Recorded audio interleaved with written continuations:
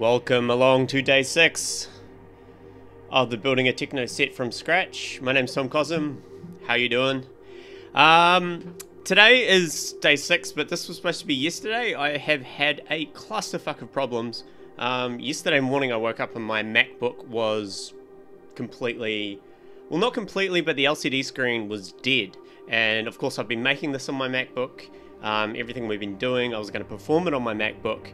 And the LCD came back on, and then it went back off, and then it would come on with all this white shit everywhere, and I was like, okay, this is going to die eventually, and it's not good enough. So I had to go out yesterday, think really hard, ask the internet, buy a brand new computer, which was a bit of a dent in the wallet, but hey, this is my job and I've got to do it.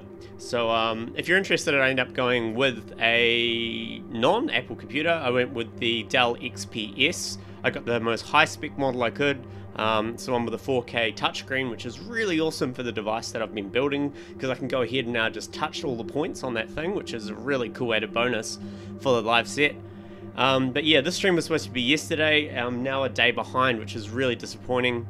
So I'm going to power through this live stream today and get the final shell sorted, and then I'm going to live stream again later in the day. So I'm going to get everything ready for sound design today, and then later in the day I'm going to be doing sound design, because I need to get really in motion with this, because yeah, time is running out. I've written myself a list here.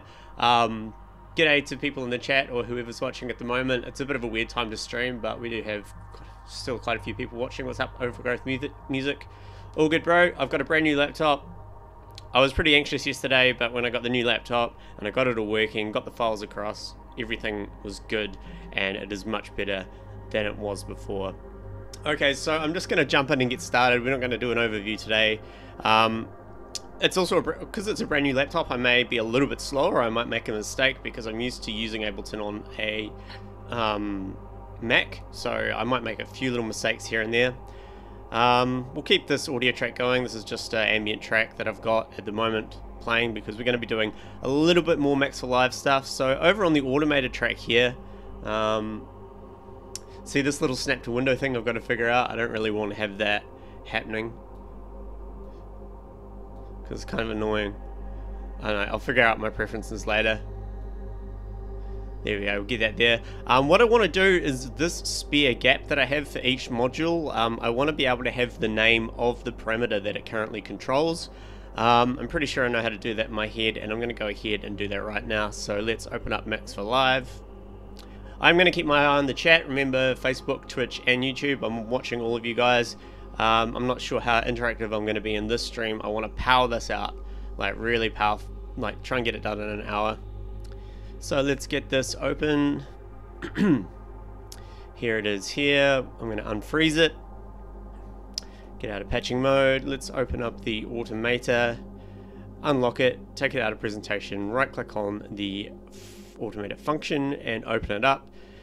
And let's go into edit mode. Okay, so this is what we've got here. Because we're sending this message when there is a click, remember that when a click comes out of the function, it bangs and updates the live remote to say, hey, this function is now taking control of this, which is taking arguments from what I specified in the parent patch. What I'm actually going to do here is create a new live object like so, and I'm going to take the live path from this. I'm going to delete this. I'm going to give it a TLL so it splits it into 2 different lists. Let's just move this up a bit. So now the live path gets split into 2 lists. This first list is going to be sent to a tbang list, so it's going to send a list or the ID of the said parameter out the right inlet. That's going to go into the live object. And then I'm going to specify a message, which is get name, which gets the name of the current object or parameter that I am dealing with. I'm going to connect that into the right inlet, connect the bang into the outlet, connect the bang into the left inlet, like so, and then we can send the I down traditionally to the live remote. So the first thing it's going to do is bang the name of that path, and we need to give that a message box like so. I'm going to drag that into the right inlet, and I'm going to right click and go add to presentation. Now let's go into presentation mode like so. I'm just going to assume this is going to work. Let's drag this up here.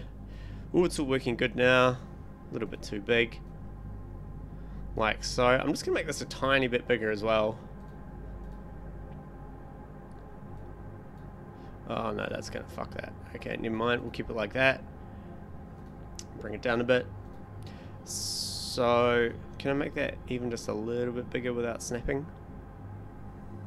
There. No. Well, that's fiddly. I wonder if I can specify the horizontal range in here. Or allow multiple lines.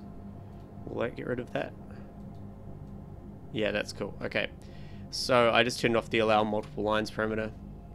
You'll also see I've got my hardware here that's going to be part of the stream as well. I'm going to get everything MIDI'd up and sorted how I want, which includes the riser and faller tracks, which is going to be a pretty big part of it. So I'm pretty happy with that. I'm just going to go ahead and save that now, which is done. Let's close that down. That's updated all of those, which is good. Let's close the automator.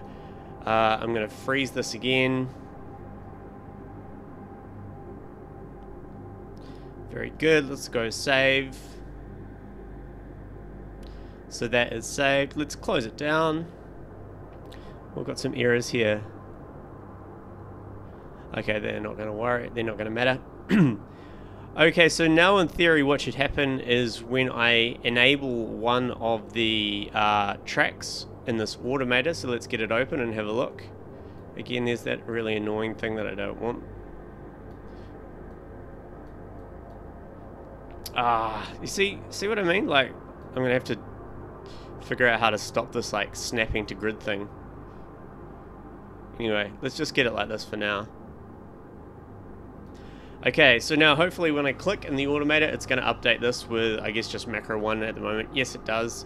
Okay, it says name macro 1, so I forgot to add a route name, so let's open the patch back up again.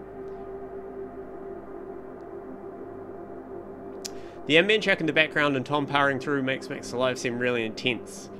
Yes. This ambient track you can get for free at SoundCloud/TomCosm if you want. It's called Recess. Basically what I did for it was I simply took one of my live set recordings and I fed it through a whole bunch of granular shifting, heaps of reverb. So it's actually a dance floor set, which has just been completely grain shifted and had all this ambient processing added to it, and I thought it sounded pretty cool. So I open up the automator again out of presentation mode, get rid of locking mode, open up the original here, get back into edit mode. So the live object, of course, it's spitting out name and then the parameter, so I'm going to delete that, add a new object, and I'm just going to go route name. I know I'm adding in some more objects, which I didn't want to do, but I don't think it's going to cause any problems here. So the route name will remove the name and then pass it on to that. Let's go save. Close this down. That looks good. Close this down. Freeze this. Save it. Very good. Close it down. Now let's open it again and let's try this again. So boom. Very good. So you can see now we get macro 1, macro 2, macro 3, macro 4, macro 5. That's awesome. Yeah, that's exactly what I want. Okay, what's next on the list? I have a list. That was the good thing, well, not the good thing, but one of the things about things fucking out yesterday is I made a list. Okay, so now we need to add in the effects for the kick, bass, snare, hats, percussion, synths, and synth 1. So as you recall, this automated machine is going to affect 8 macro knobs, and those 8 macro knobs are going to be 8 different effect parameters per chain for the kick, the bass, the snare, and all that. I've got them all pretty much sorted, but while I'm doing this, if anybody's watching in the chat, which I think they are, 32 people, awesome. If you can think about effects for the kick track, that would be really, really good. Everything else I've pretty much got sorted as far as what I think would be a good 8 good parameters and 8 good effects. But the kick track's a bit of a funny one because, you know, a kick track is going to be heavy, it's techno, it's going to be like the kick and the bass line combined a lot. So if you can think of any effects which aren't mastering or compression or EQing or anything like that, that might be good on the kick track, let me know. What I have at the moment is I've got a corpus, a filter delay, and a reverb. So a corpus, of course, adding a membrane and a resonator type thing to it, and just allowing us to kind of extend the kick sound out. But yeah, keep your mind on that. Don't give me suggestions now, because we'll get to that last. I'm going to start from synth 2 and then work back towards the kick track. So let's go ahead and do that straight away. And the way I'm going to do that is because I've already got all these macros here, all these audio effects racks. What I'm going to do is I'm going to add an audio effects rack after each one of these, find the effects that I want, assign the parameters to the macros that I want, and then I can delete the first audio effect rack, because this automator is looking only for the first audio effect rack in the chain. So that means we can leave them there for now, and we can actually add a new one. Because if I go ahead here and add an audio effect rack, you'll see that we can now add in effects, whereas these effects are being taken over by the automated machine. I'm not even sure if I'm going to call it automated yet, but you know what I mean. So this is a way that we can do a prototype, and when we're ready, we can delete this one. So now there's a lull in this recess. I'm going to stop it completely, and we have silence. Now let's go ahead and play the synth 1 dummy data that I have here. Okay, it's hard pan to the left. I wonder why that is. Is that happening over here?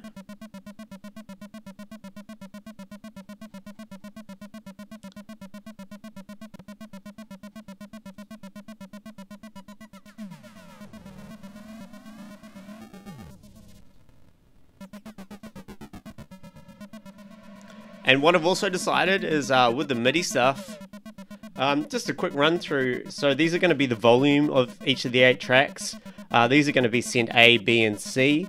These buttons are going to trigger the 1-bar fills. These buttons are going to trigger the 2-bar fills. These 8 buttons are going to be mini fallers, so I can go whoa, and we're going to sound design all 8 of these depending on the 8 different tracks that we do. This one here, what are we going to do? This is going to be the risers, so I'm going to have a riser dedicated type thing. So these 8 knobs and these 8 knobs and these 8 sliders are going to allow me to do big risers, and then these ones here are going to trigger big fallers, so really big ones. And when I trigger these, it's going to turn the risers off. So this is going to be another little Max for Live thing we're going to deal with in a minute. And these 8, I believe, I think I might just add some little alternative options to the riser, like maybe a gating effect or some kind of little alternative thing that I can do to the risers. These ones here are going to be low pass filters and high pass filters for all the channels. And that pretty much covers all of these. The push I'm going to be using for the 8 tracks down the end here, which we're going to get into probably tomorrow, but we will be doing sound design today. Let's just figure out this hard pan shit. I can't see. Okay, we've got our panning on 48 here, so that's the problem. So the panning was simply just in Ableton Live. Let me just look in the chat real quick. What up, everyone in the chat? How you doing? Yeah, these are Launch Control XLs. Absolutely love them to pieces. These 2 and the push, they're my perfect portable live setup. They fit in a bag nicely with a laptop. They connect well to a USB 3 hub without any external power. I do have the push's power in. I'm not sure if without the push power it will actually function properly. Yeah, because this is a lot of power, you know, going into one USB port on the XPS. That's why I got the XPS as well, as it has 2 USB hubs on either side. So the other USB...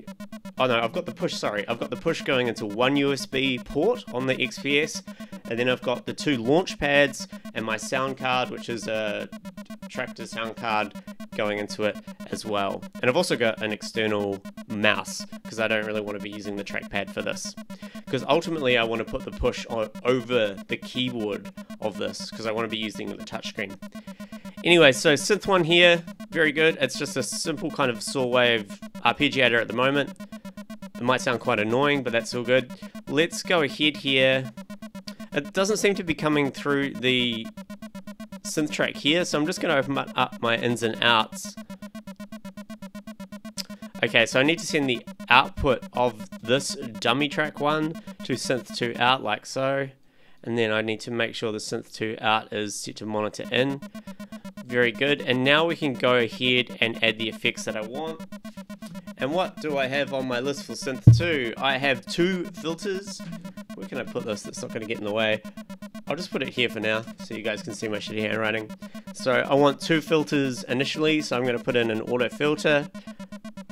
And this one, let's just close this audio effect track down. This one is going to be a low pass. I don't think I want to have too much resonance. I'm going to have another auto filter after that, which is going to be a high pass filter, like so. Because this is synth 2, we can do all this kind of shit. And let's just quickly map these to the macros. So macro 1, I'm going to map the frequency of low pass filter 1. I'm going to rename this to LPF, like so. Very easy. So we can move that up and down. That's all good. Let's map the frequency of filter number 2, which is the high pass, to here. I'm going to rename that to high pass filter, like so. So those are our first 2 macros. Pretty good.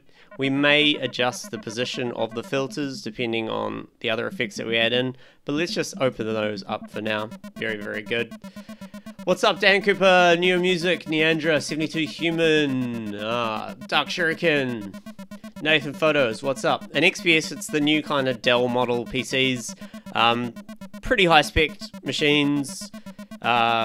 Yeah, they also have really nice 4K touchscreens. So it's a 15-inch monitor, but it's a 4K touchscreen, and obviously that's going to be really awesome because if I open up my automator here, I can just go ahead and touch like on the actual screen where I want the points to be, and I think that's a really cool gimmick for the live situation. Like, this is made to be touched, so yeah, just like me. And let's close that down. Alright, let's get back on track. I really want to power this through, so I've got 2 auto filters. The next thing I have for synth 2 is I have a ping pong delay. So the ping pong delay, I'm pretty sure I'm going to be using it in time mode. So let's throw a ping pong delay. I'm going to put it after the filters. We'll chuck it in like so. I'm going to bring the resonance up quite a lot. I'm going to close these auto filters down so we've got more screen real estate. And for the ping pong delay, I have said I'm going to assign the dry wet, which we'll name delay dry. Can I do that? I'm just going to go delay wet. I'm going to keep it real simple with the naming. Very good. I'm going to do the feedback to macro 4, so I'm going to rename that to FB for feedback. I'm also going to, let's just get out of map mode. I'm going to change the ping pong delay to repitch mode, and I'm going to change it from sync mode to time mode. So if I bring the feedback up and bring the dry wet up, we get this kind of stuff. And I think for a Techno Set, having that kind of controller is going to be pretty damn sweet. So what I'm going to do is map the time mode to macro 5. And I'm going to rename that to delay time. Whoops. Yeah, the keyboard is slightly bigger or smaller than my MacBook, so I keep like typing the wrong letters, which is kind of funny. I'm sure I'll figure that out. Delay time. I should call this delay feedback as well. Keep things tidy from the start. Delay feedback, very good. So I can automate all these. It's going to be a lot of fun. And the last thing in the delay is I'm going to map the EQ or the bandpass here. So I'm going to rename this to delay. We'll call it. We'll just call it EQ. So that means that we can go up.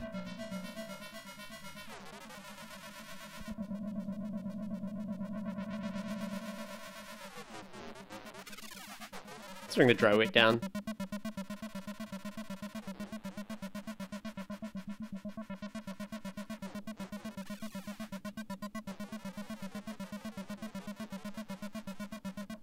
Very good, I'm happy with that.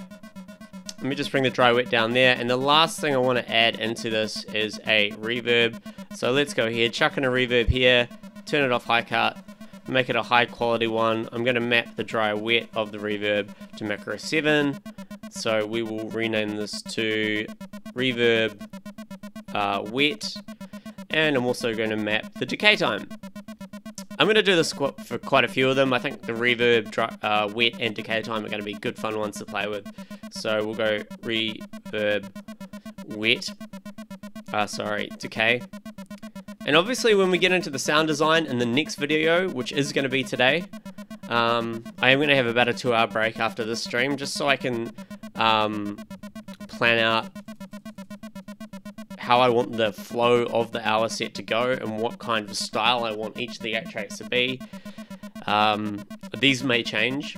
So now we have a reverb wet and a decay. And with fast automation we can do some cool shit with here. Especially if we have this.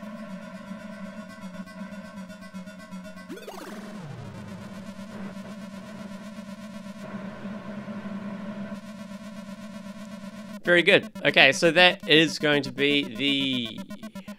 We'll rename the thing. This is Synth 2 Auto Effects.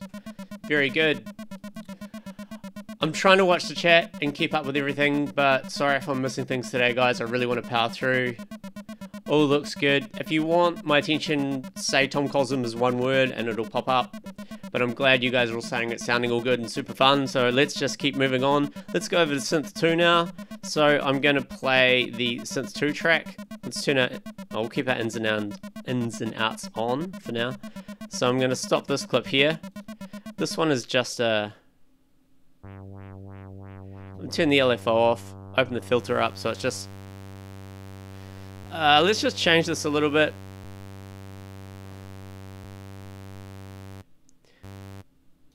Let's just add in... Oh, that was kind of cool. I'm just going to make a bit of variation on Synth 2, just so we don't have a solid note. It's the Windows key, not the Alt key. So there's all these modifier keys that I've got to get used to the new placements of. So yeah, real simple saw wave for now. I need to set the output of the synth track here to synth 1 audio.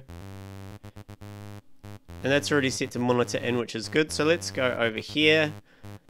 We're going to introduce a new audio effect rack. Let's open it up here. And what have I got written down for here?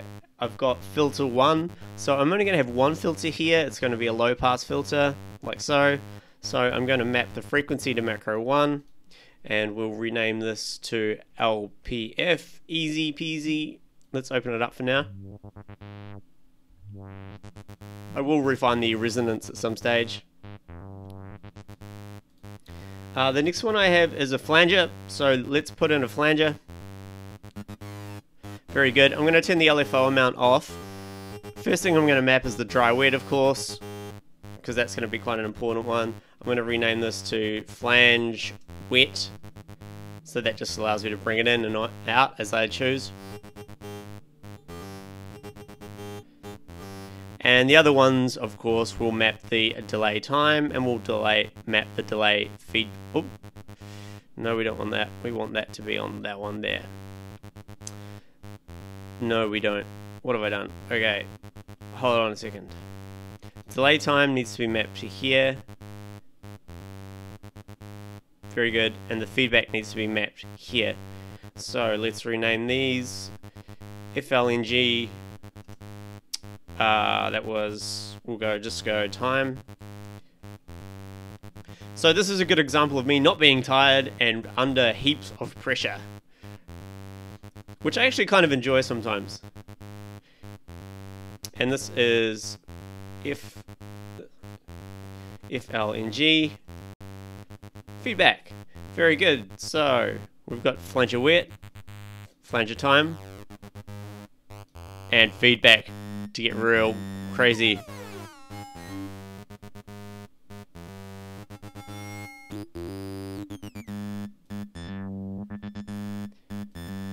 Excellent. Very happy with that. Nathan, what's up? So I know I'm getting into things, but how do you plan on changing the actual composition? Are you going to have pre-made clips, sequence on push? I plan to have a few pre-made clips, some basics like kick drum patterns, hi-hat patterns and stuff. I probably will have a pre-made clip per 8 track for each thing, but I really want to improvise as much as I can on the push. Like, the whole idea of this set and why I've put 90% of my effort into creating the shell is so that I can make the most live computer-based set I can. I want to make the most live set I can without using a real instrument, basically. That's the idea, and I'm hoping that it's putting all this effort in now into the actual system and the flow of everything is going to make it just an improvised dream. So that's what I'm hoping for. Anyway, so that's the filter done, that's the flanger done. Let's bring the dry wet down on the flanger. I also have a beat repeat, so let's go ahead and add a beat repeat in here. I'm going to make it insert mode. Let's change the gate to 1 bar long. Very good. What I'm going to be doing... Okay, I'm going to map the chance to macro 5, which we'll rename to BRPT chance, like so. And I'm also going to map the grid amount. So this is the BRPT grid. So this is going to allow me to do some real weird shit.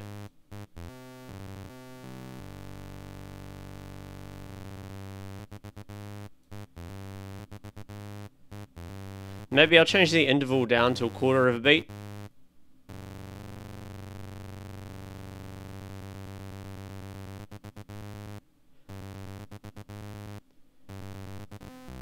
So being able to automate those is going to be pretty interesting.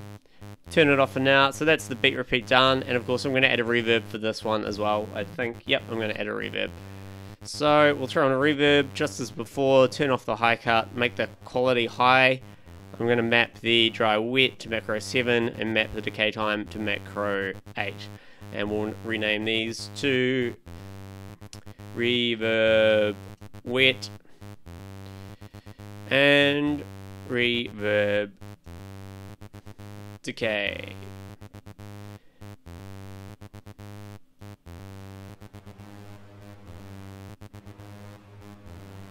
What I might actually do is put the beat repeat after the reverb. I think that would be a bit more of an interesting effect. So if I have it going like this, and we go...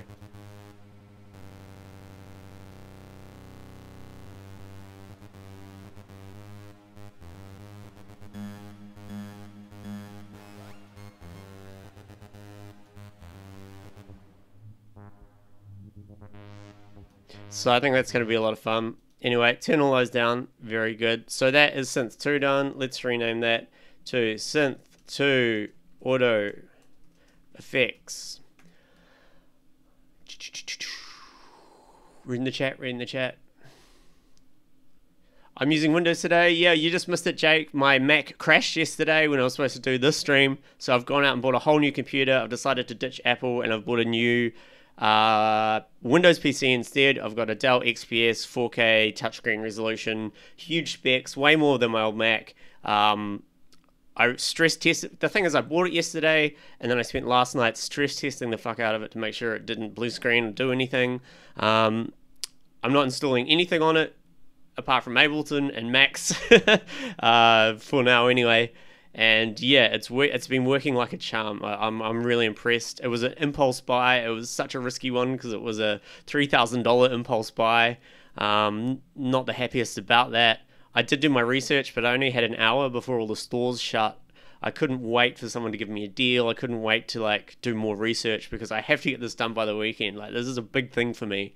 So I went out and impulse purchased, but I'm very happy with what I actually decided on. So that's good. Touch wood. With some wood. There's some wood. Let's touch that wood. Tom,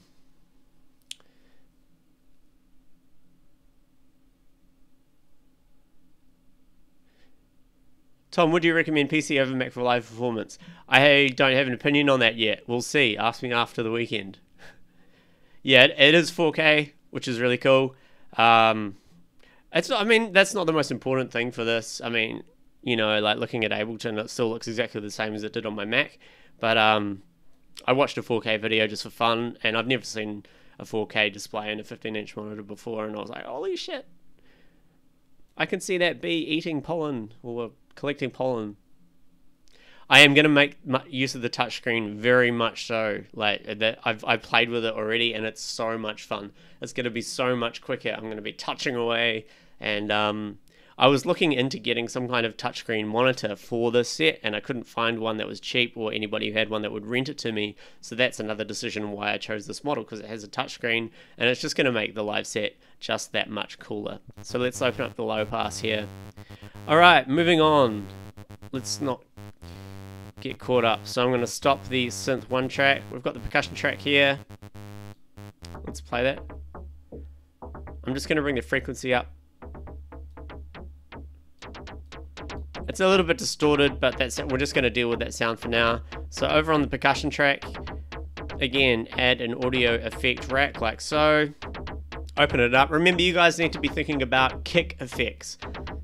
So not mastering effects, not things to make them fatter or wider or punchier, but things that I can actually do to the kick that would be interesting in a techno set, like reverbs or, you know, a corpus or a ring modulator. Maybe a distortion or an overdrive, I'm not sure yet, but we're getting slowly towards the kick track over here. So on the percussion track, I have 2 filters like I did on the synth 2 track. I'm just going to chuck them in like so. One is a low pass, one is a high pass. Actually, what I'm going to do is turn these into SMP mode first off the bat. I'm also going to change this auto filter to SMP mode. I'm going to go right click and save this as the default preset as well, because I like SMP mode the best. So I forgot to do that just before. So let me just quickly change this to SMP. I'll have to do it for this one as well. Very good. Okay, back to the percussion track. So we added high pass and a low pass. Very good. Let's map the frequency of the low pass to here. Rename it to low pass filter. Very good. We'll map the high pass to macro 2, and we'll rename this to high pass filter. Very good.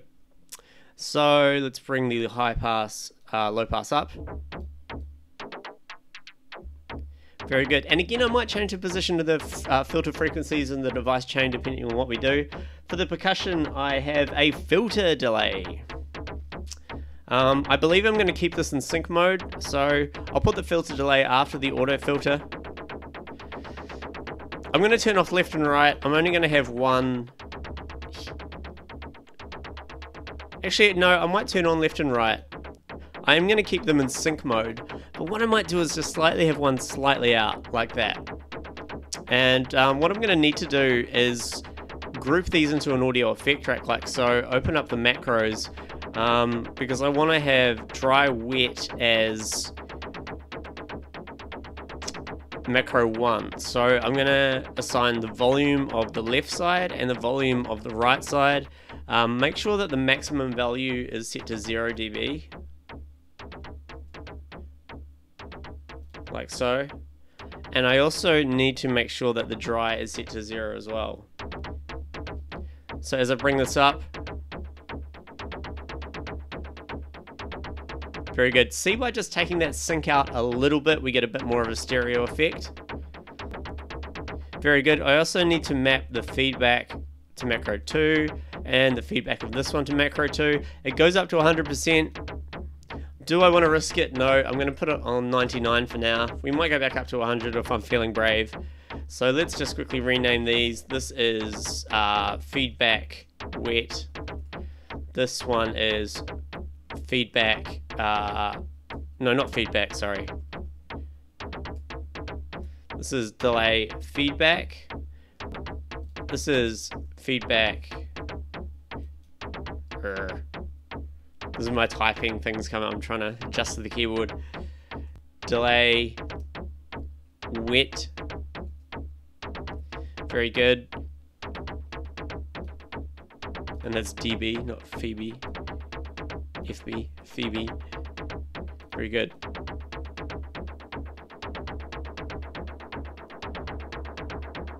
Okay, I'm happy with that. I also want to map the EQ to macro 3 of both of them. So here and here. But what I'm going to do is flip one completely the other way around. So what happens is when I move this, it moves from the left to the right.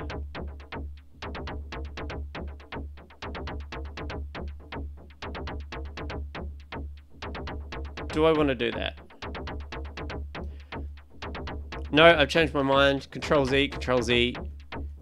I'm going to map this to the delay time of both the left and the right hand side.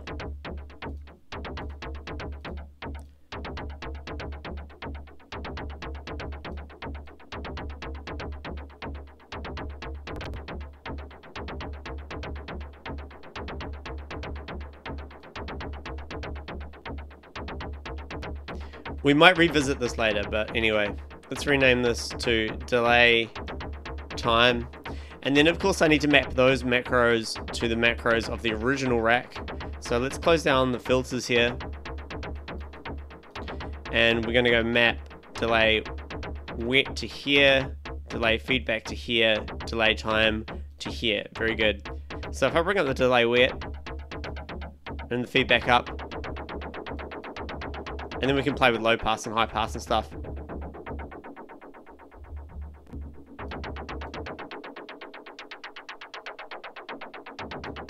Let me just give it a bit of resonance for both of these. I think this is a good opportunity to have a bit more resonance than usual.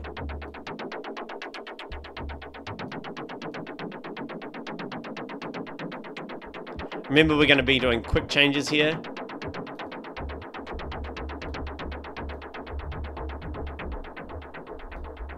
Let's get the dry wet down a bit and the feedback down a little bit.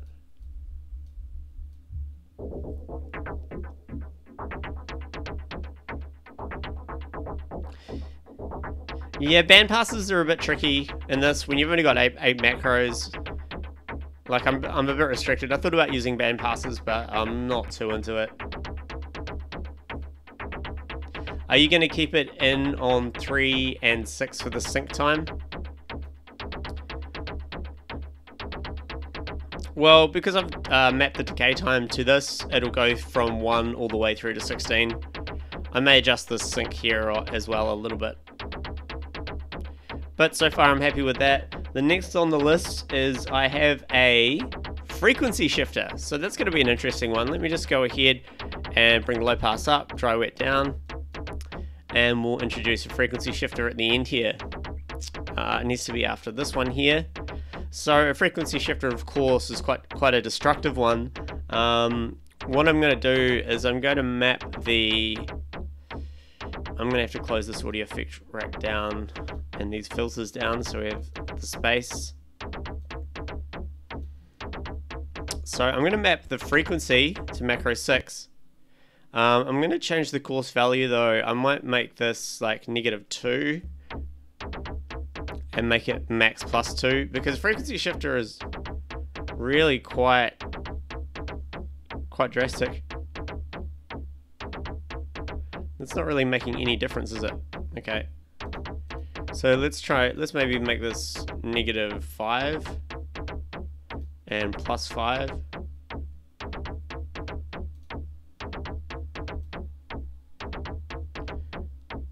Oh, okay, I'm going on hertz, not kilohertz. So this needs to be, we'll go -2000 and we'll go +2000.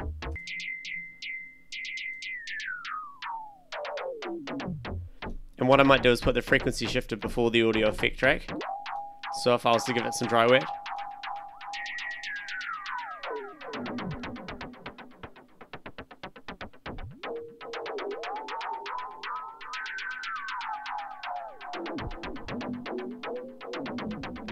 So if I was to go out of mapping mode, I just have to think about this. If I was to hit delete, it goes back to 0, which is good. Okay, there was a little bit of a buffer problem there. That's something I'll figure out offline.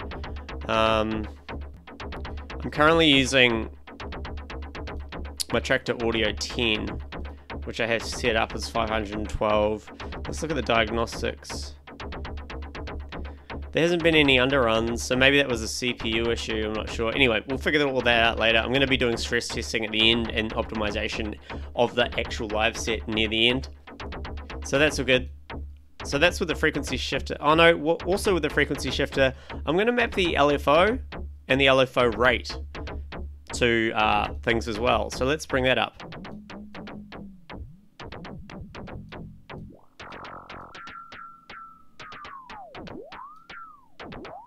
Let's try that with the delay wet.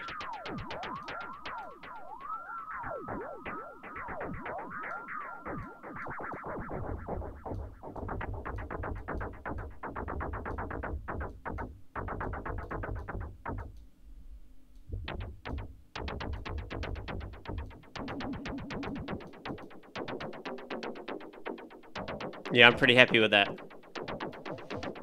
Again, these are all subject to change. So let's rename this to, I'm just going to call it Freak. Oh no, we'll call this Shift Freak. This one here we'll call Shift LFO. I'm just going to go Shift Amount. And we'll go Shift Rate. So delete. It's kind of cool that it knows, able to knows that when I hit delete on this macro, the default is 0 Hertz. Whereas if I hit delete on this macro, it goes down to 0 Hertz as well. So it doesn't snap it down to like negative 2000.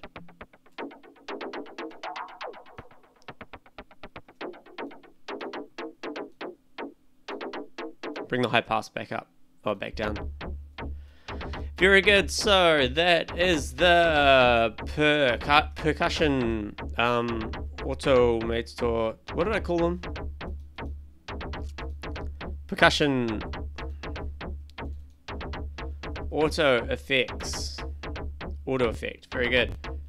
There are another couple of CPU spikes there. Interesting. Again, we'll figure that out later. So that's the percussion done. Let's move across to the hi-hats number 2.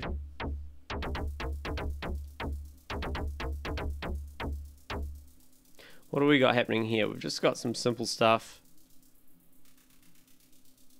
We've got a high pass filter at the moment. I'm just going to bring the volume up for now. Let's go have a look here.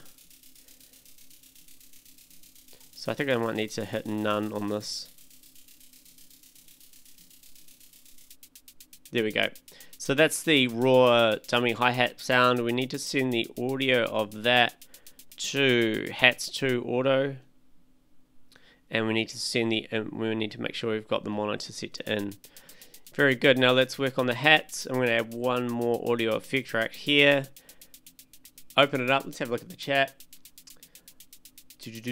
Tom Cosm, do you use Pro Tools? No, I don't. Sorry guys.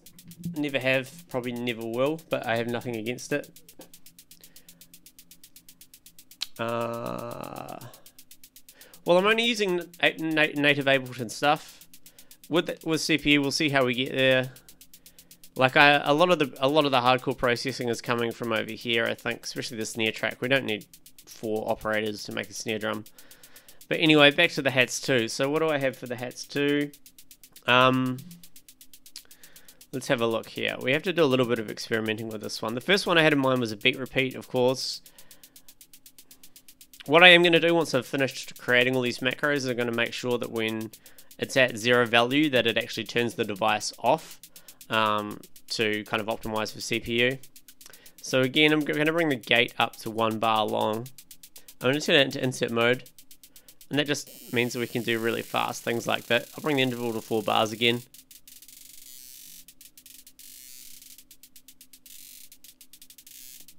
That just means I can do really quick little rolls with it. And was also with the chance knob.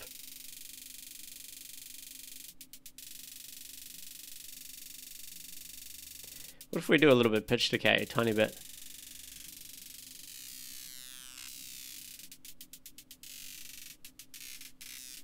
Very good. Okay, I'm going to stick with that. We'll map the chance to macro 1. We'll map the grid to macro 2. So we'll change this to B repeat chance, and this is B repeat. Whoa.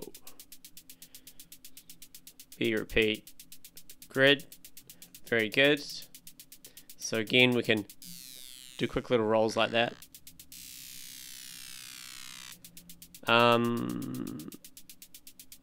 I think I'm happy.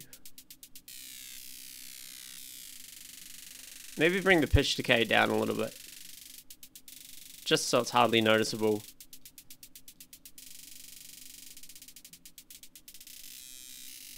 Why don't I bring the interval down to like 8th notes maybe?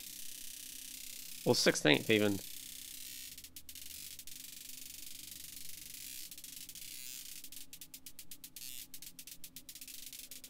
Yeah, I think that's going to be a lot of fun to play with. Moving on next, I have a phaser. I think this would be a good one. So we'll see. It'll be a phaser or a flanger, I think. So let's add that in there.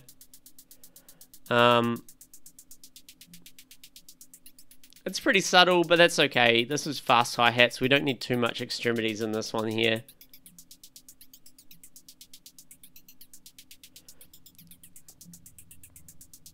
So I don't think I'm going to adjust the feedback on the phaser. I'm going to pick a level I like. Let's make it 8 poles.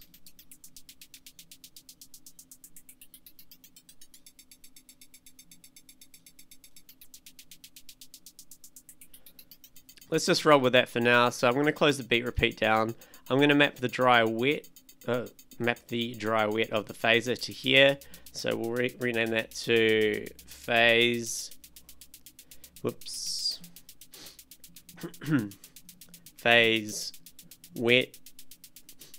And we'll map the frequency to macro 4, which is phase freak. Very good.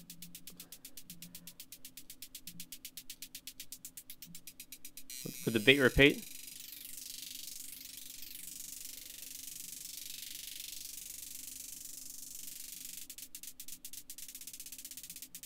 I kind of like that off timing with the 124 and the 112. It's going to be quite fun.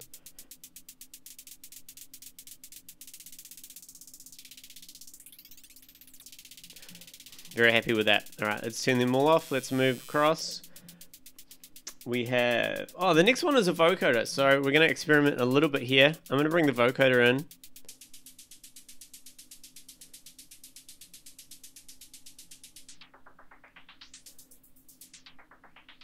So the first thing we'll map to the vocoder is the dry wet, of course. So that's over here. I'm not sure if this is a good idea, but I thought it would be fun to experiment. So we'll go vocode wet.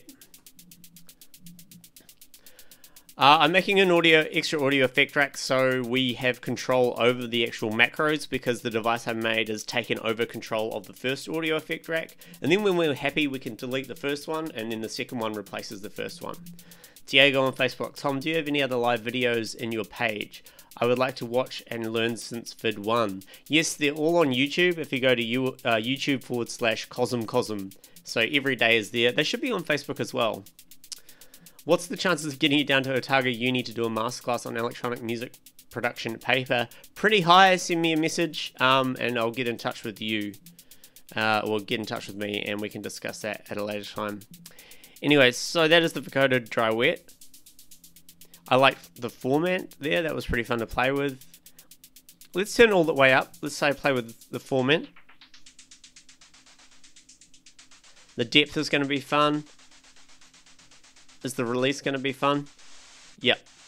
So it's going to be the format on macro number 6. It's going to be the depth on 7. And it's going to be... What did I have? The release, I think, on number 8. Like so. Let's turn off the mapping.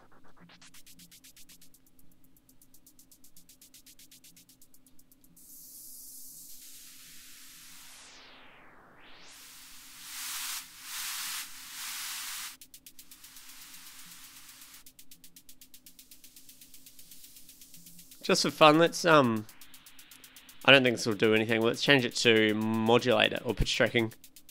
Nah, it doesn't do anything. I'm gonna keep it on noise. It's basically just to noisify the vocoder.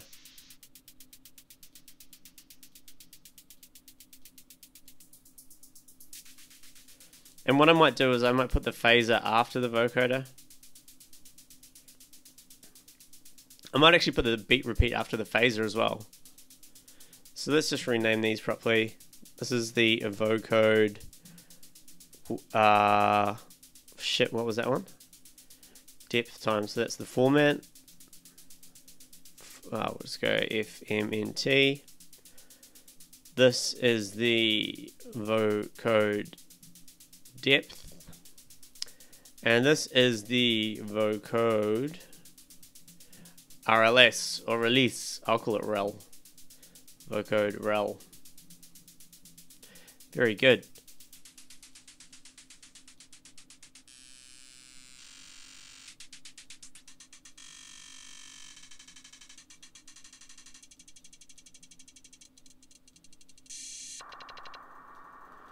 So yeah, you see how we can really fuck with the hi-hats here, which is cool. Let's bring all these down. Excellent, so that is the Hats 2 auto effects. That is done. Let's move over to Hats number 1. So scrolling down to my dummy data, I'll stop that one and start this one. I need to trigger the dummy clip, which turns that off. I'll trigger them all. So that's pretty simple at the moment. We need to send the audio of that to Hats 1, and we need to make sure Hats 1 is set to monitor in. Very good. Let's go ahead and add our new audio effect rack like so. Open it up. And what do I have for Hats 1? I hope you guys are coming up with some cool ideas for when we get to the kick drum.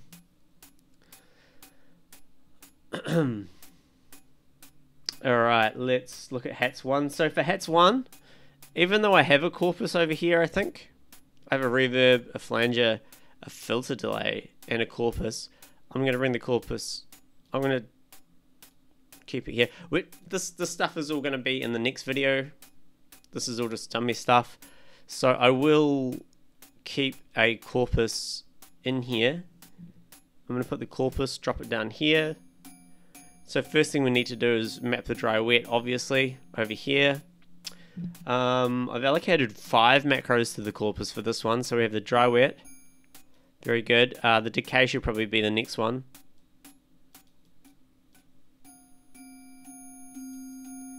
I'm going to map the tune to the third one.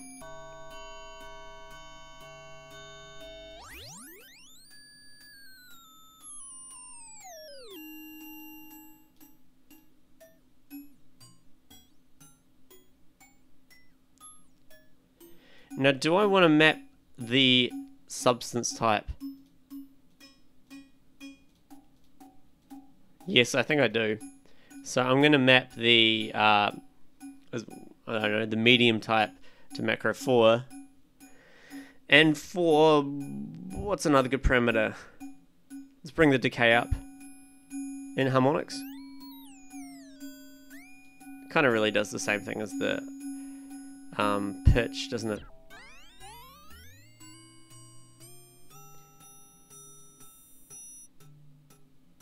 The material would be a good one.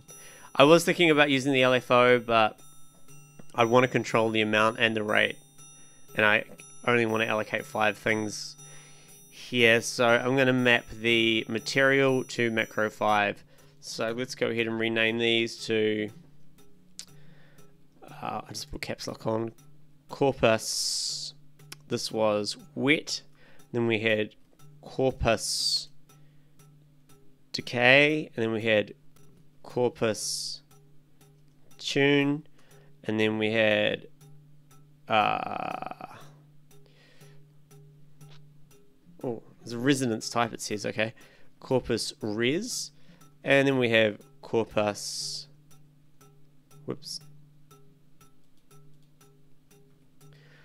corpus, what was it, matte. Very good. So with that, we should be able to do a lot of really cool, crazy shit.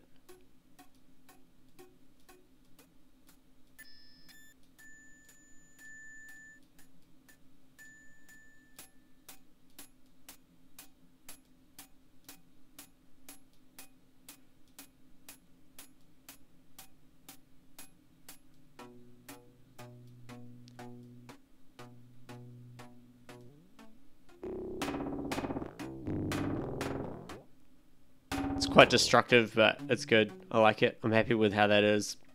So those are the 5 for the corpus on Hat 1. The next one I was thinking about, let me just bring the wet down, is an erosion. Just to give it a bit of chunk. I might use noise.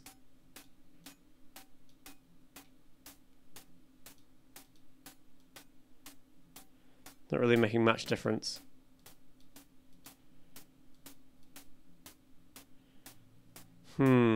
What can we put in its place here? Maybe an overdrive might be a better option.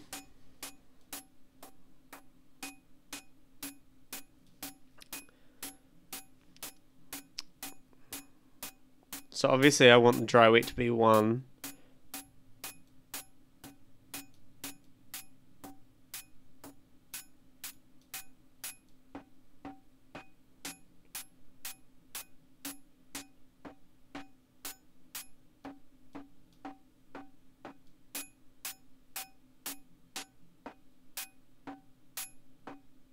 Let's bring the corpus up, see how it sounds with that.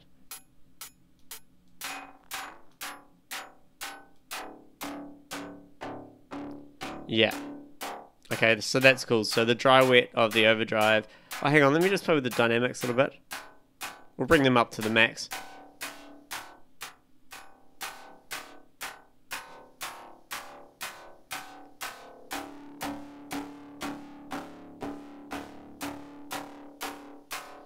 Okay, we'll leave it at that for now. So the dry wet of the overdrive. So we'll call this OD wet. OD wet. And I'm going to map the overdrive frequency, so we'll rename that to OD freak. And the last thing I want to add is one of my favorites, nice and simple. What's going on here? Alright, we found our first problem. Let's stop the audio for a sec.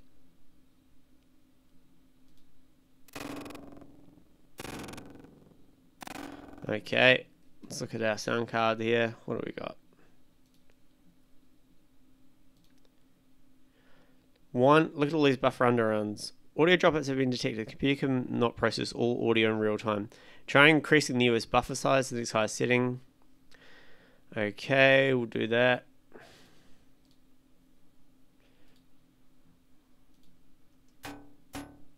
Okay, that seemed to fix it for now. Again, this is something that I need to do offline. I really need to optimize this. I don't even know if I want to be using this particular sound card. I might just use the sound card that's built into the new laptop, depending on what the quality is like. But now this is all working for now. Let's just go ahead. Oh, I did save. Very good. So, as I was saying, I'm going to add a redux after this, and I'm going to put it into soft mode. And I'm going to map the downsample to macro 8. Like so. And I might put the redux at the very start of the chain, because that way, if we were to redux it and use the corpus, it does change the sound quite a bit. So it sounds nothing like a hi-hat now. But that's okay. I think that's kind of fun.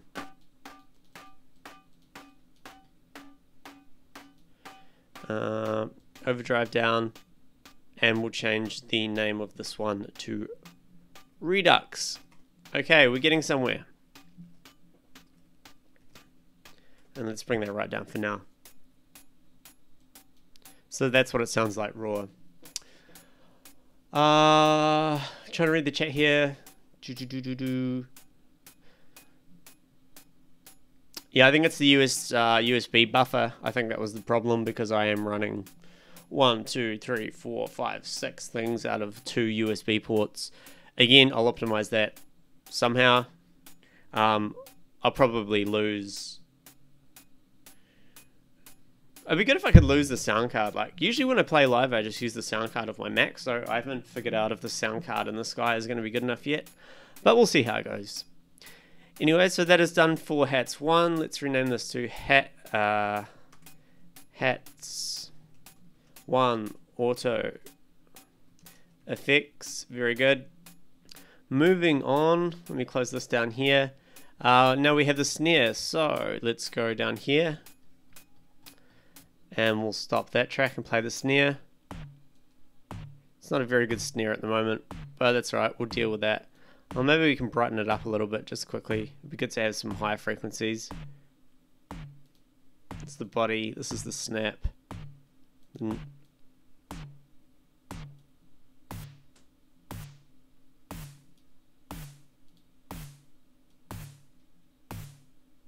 That'll do for now. Again, sound design, that'll be the next video.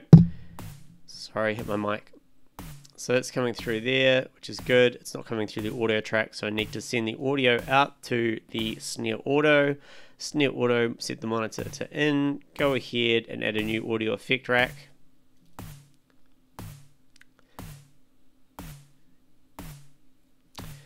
Yeah, they are going to be automated by the automator. So once we've done it, we'll give it a play. If we find something doesn't work, then, you know, we'll change it out.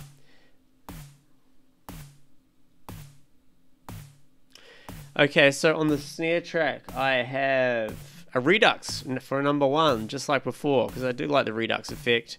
So downsample. Or do I want this on hard?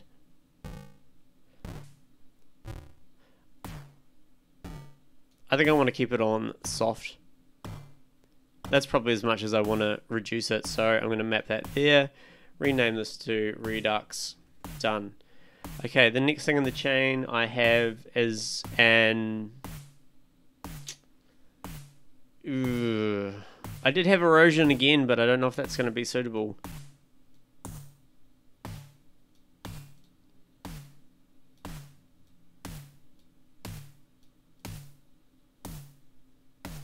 No, let's have a look here. Maybe an amp. It's pretty unconventional, but that really does affect the sound quite a lot. Which one? That's clean.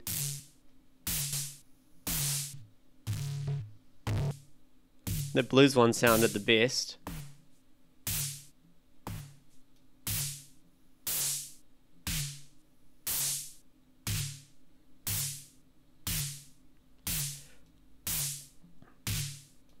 Let me just quickly put that on hold.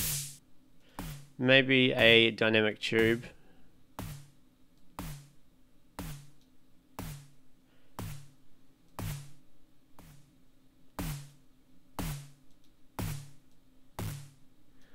No.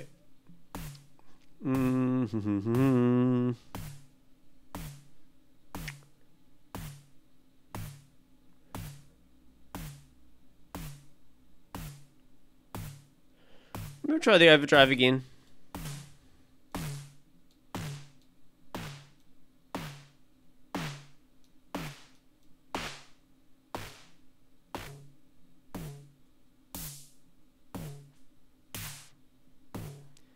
I might stick with that for now. Again, subject to change, but that'll do. So I'll map the dry wet of the overdrive to macro 2. We'll rename it to OD wet. And we'll go with the EQ. And we'll map that to OD EQ.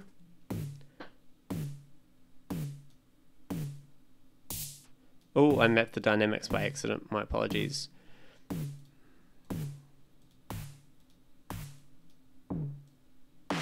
I might bring the res up.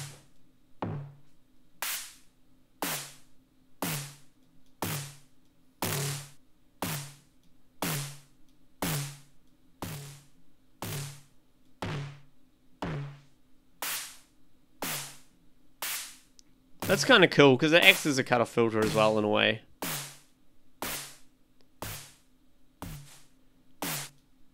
Very good. Okay, we'll roll with that for now. Next on the snare, I have a reverb. So this will be your basic one. Let me just close these two down. So we're going to, again, make high quality mode. Map the dry wet to macro 4. Map the decay time to macro 5. Let's rename this to reverb wet. And this one to reverb decay. So that's a good old. And if we play with the overdrive here,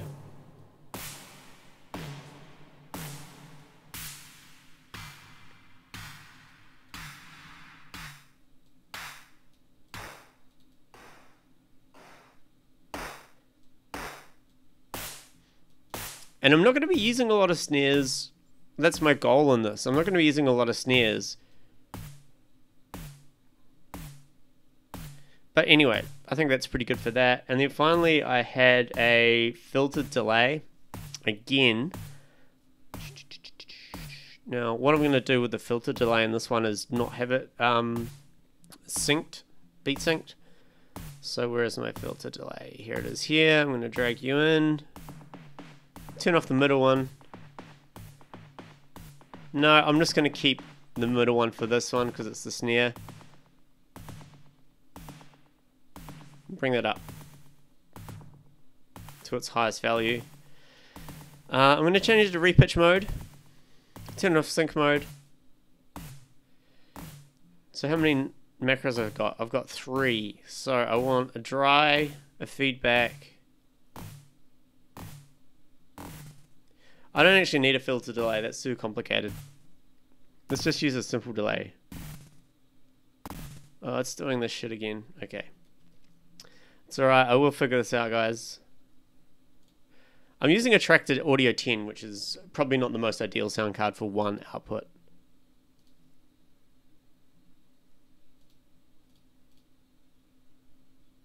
Where were we? Yeah, I'm gonna off stream. I'll figure this shit out, I think.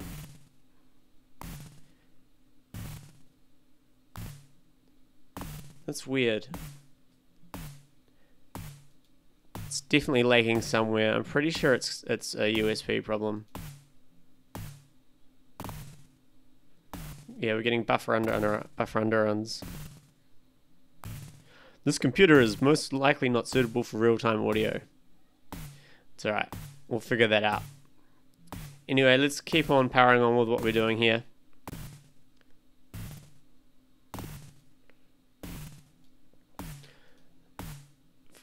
Maybe I'll turn all these off for now. Well, that's a disappointing little road, disappointing block. Let me just go ahead and change my audio settings here. I'm just going to be ridiculous and change it to 124 samples.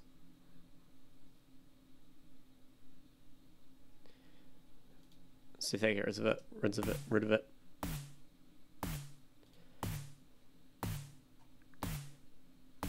For now. Okay, so we've got a reverb.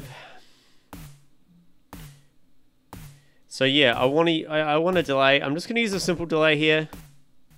Less processing power. Link the 2 channels. Make it out of sync mode. So I just want dry, wet, feedback, and the time. So let's go dry, wet to macro 6. Feedback to macro 7, time to macro 8. Rename these to delay, wet, and then delay, feedback, and then delay, time.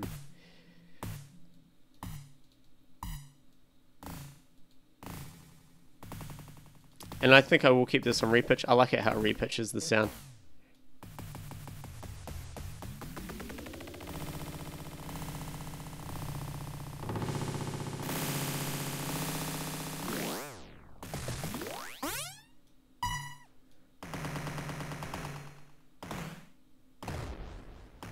So that's going to be a lot of fun. I'm getting excited. Okay, so now we're on the bass. Now, again, because this is this techno, kind of underground techno, the bass isn't actually going to play a huge part in the tracks. It's mostly going to be high-end stuff, because the kick is going to be really powerful. You know how the kick is like one of the most dominant forces and actually is also the bass replacement also. At the moment on the bass track, I've got one operator. I've got a compressor side chaining, which I'll keep for now. But what I'll do is, I'm just going to FM it up heaps.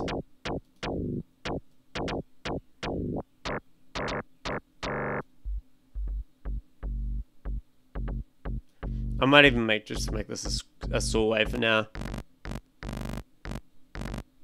Just so we have the frequencies.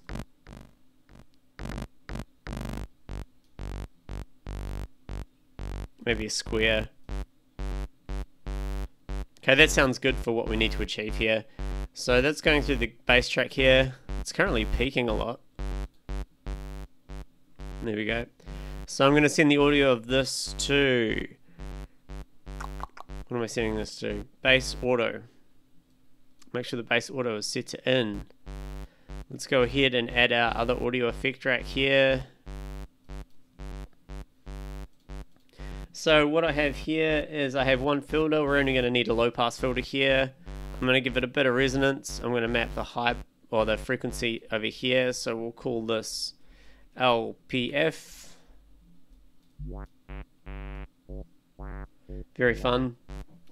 I was thinking a flanger would be good, so when we do get into higher realms, we can do some play around with some flanger stuff. So again, I'm going to bring the LFO amount down. I'm going to map the dry wet to macro 2.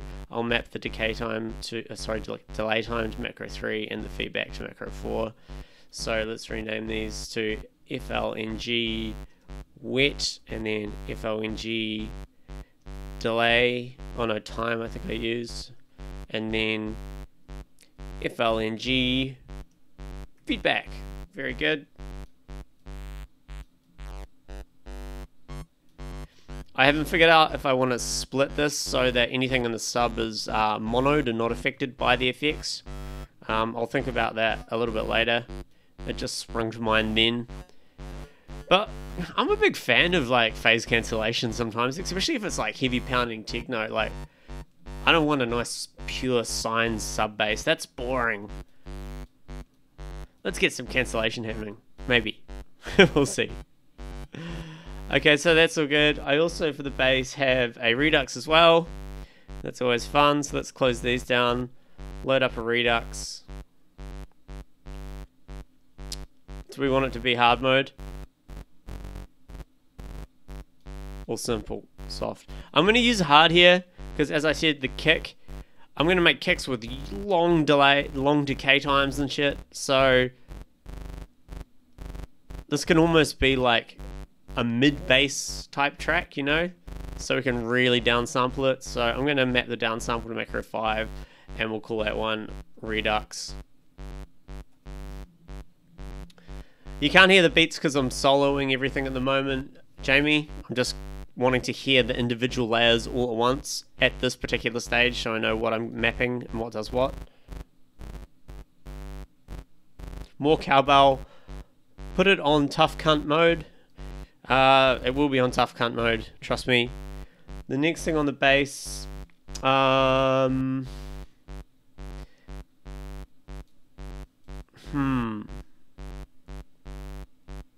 yeah, this is a tricky one. I had erosion again. Maybe that'll work a bit better on the bass track.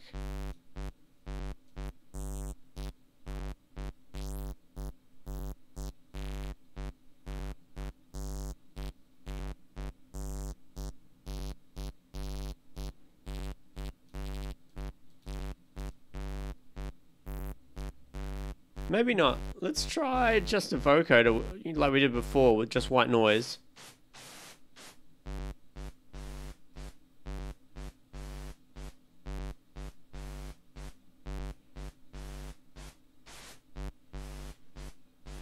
Okay, I'm just going to keep that there for now because I really need to power this on.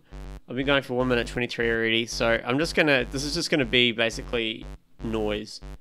So I'm going to rename this to vocode wet. This just means if the kick track is like really dominating and taking over most of the low end, we can turn the bass into white noise. And the last thing is I'm going to add a reverb. So we'll throw in a reverb here. Turn that off, high quality mode. And we'll map the dry wet to here and the decay time to here, just like we did before. It's a good one to have. So I'm going to go reverb, wet, and I'm going to have reverb, decay, like so.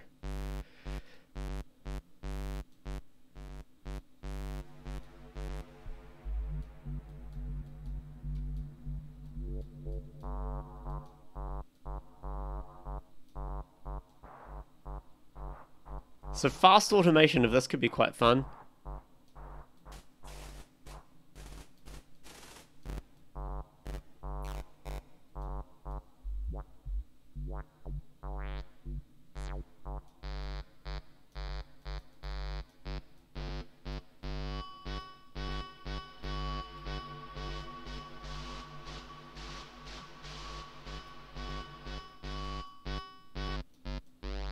Yeah, okay, I'm quite happy with that configuration for now. Very good. Sorry, let's rename this to bass. Also effect.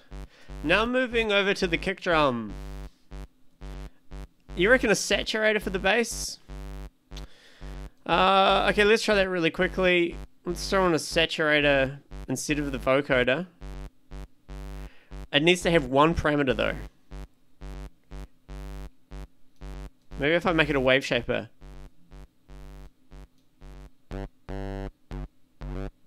No, I'm going to stick with the vocoder for now. When we get into the actual sound design video, which is next, we may change this out. And when I've got different types of sounds, a saturator might actually be a better option than a white noise, but we'll see for now. Anyway, so moving over to the kick track here. So I'm going to stop this clip and play the kick track. Very basic at the moment. What I might do is just change the release time a bit. So it's a bit more of a techno kick. I think I also need to change the decay of the filter.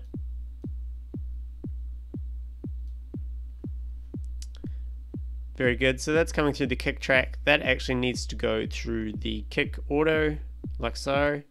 And we'll turn the kick auto into in. So now, everybody in the chat, tell me your fantastic kick effect ideas.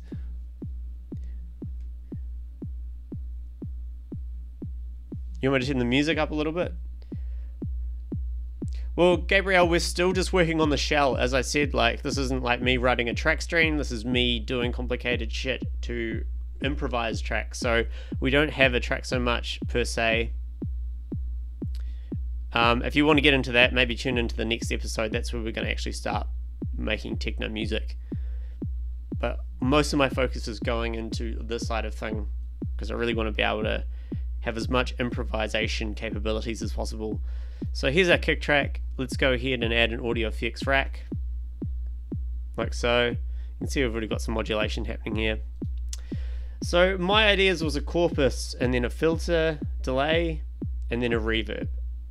That's what I was thinking. So let's try that out. Let's chuck a corpus on and see how it sounds. You granulize the kick. You mean like a grain delay? I think the corpus is kind of cool because I could kind of just like add some like high end to it. We could change the substance to like a pipe.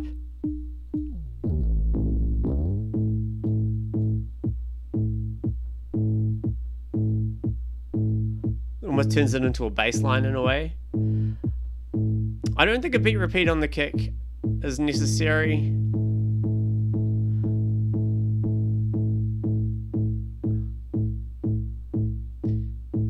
Or is it? Because I think we already have a beat repeat on the kick. No, we don't. Okay, I like the corpus anyway. Let's stick with that. So I'm going to map the dry wet. I'm going to map the decay time. I'm going to map the tuning. And I'm going to map the resonance or the substance type. You reckon a beat repeat? Let's chuck one on. Do we keep it on mix mode or insert mode? We'll make this 1 bar. Make these 8th notes.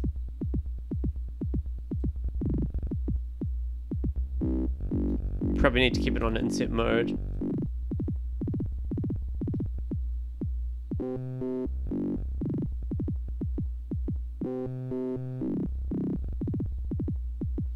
Okay, let's roll with that for now. I really want to power through this now, so I'm going to map that to chance. Map this to grid. So we'll rename these. What do we do here? We had corpus wet. We had corpus decay. We had corpus tune. And we had corpus res. Now we have B repeat chance. And we have B repeat grid. Yeah, I want to keep away from compression and things like that. I don't want to have the automated machine I've done changing things to do with dynamics, really. You reckon limit the grids as well? Well, I mean, the grids are going to be automated.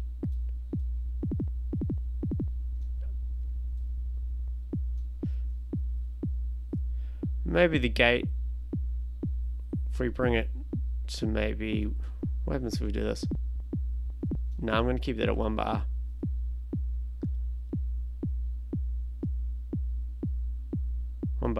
Maybe some pitch decay.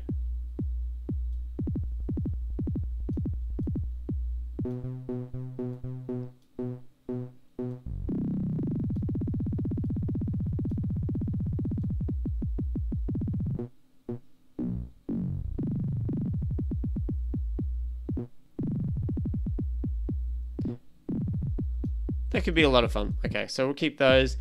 And then what I'll do is...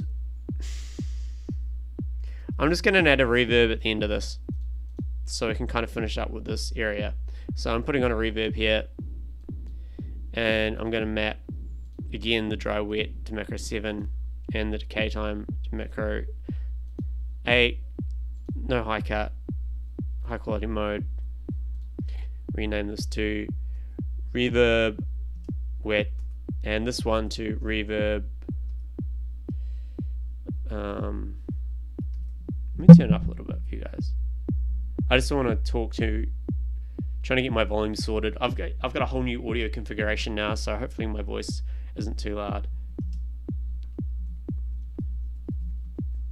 Reverb decay. So with all that,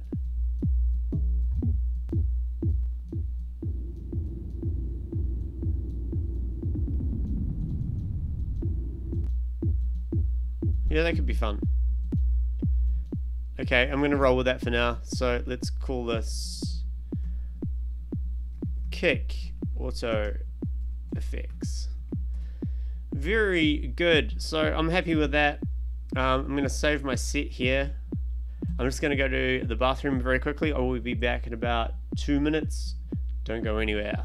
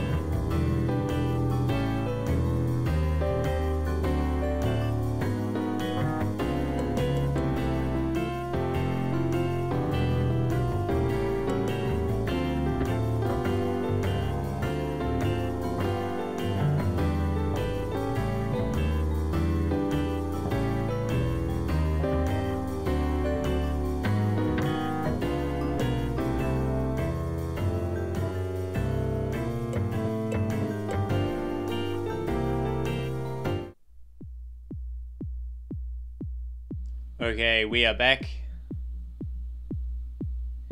So what I need to do now is I need to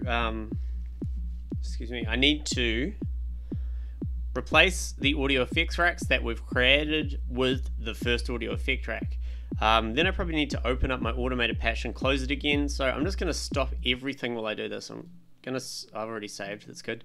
Good boy, Tom. Okay, so I'm going to go into my kick and delete the first one, and that replaces it. The bass, delete the first one, that replaces it. Snare, gone. Hats, gone. Hats 2, I've turned that off. I'll turn that back on. Percussion. Get rid of that. Let me close down the browser for you there. Synth. Get rid of that. Not that one. That one. I'll turn that off as well. Percussion is off also. Okay, I'm going to make some minor adjustments in a second. Something that just sprung to mind. Let's get rid of that audio effect track. So the low pass filter, here we go. What I'm going to do is I'm going to map the on and off button to this as well. Let's open up a mapping mode. Because this is a low pass when it's at its maximum value. I think I need to go 127, 126. I always muck this up. So let's see if that works. So that's off, that's on. So when this is good. So when this is all the way up, it's not going to be affecting the audio at all. It's going to be turning off, which should save us CPU power. I need to do the same with the high pass filter here. So I know this is a bit of a process, but we need to do it. Map it to the high pass. This needs to be 1 and this needs to be 0. So we'll turn the mapping off like so. So you can see how it turns on and off the high pass filters. Very good. With the delay, I'm just going to do it with the dry wet. So we'll map the power of the ping pong delay to the dry wet. We need to change the max to 1, min to 1, max to 0. Again, that means when the dry wet is at 0, it is off.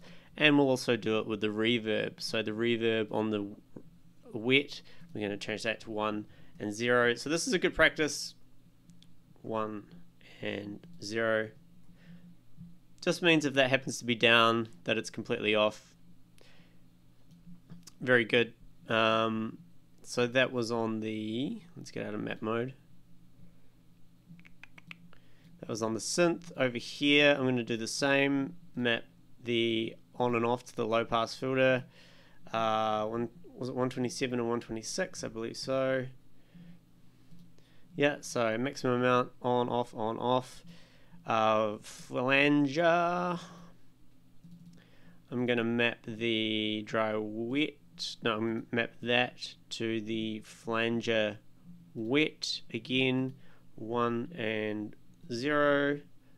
So let's double check that. Flanger's off, flanger's on. Very good. And we've got one more to do on this one, which is the reverb, which is on the reverb wet. Oh no, I've got a beat repeat as well. So the reverb wet is here. Change that to 1 to 0. Again, I know I'm zooming through this today, but I'm so short on time now that I don't have a lot of time to do anything. And the beat repeat, we're going to map to the beat repeat chance, and we'll map that to 1 and 0.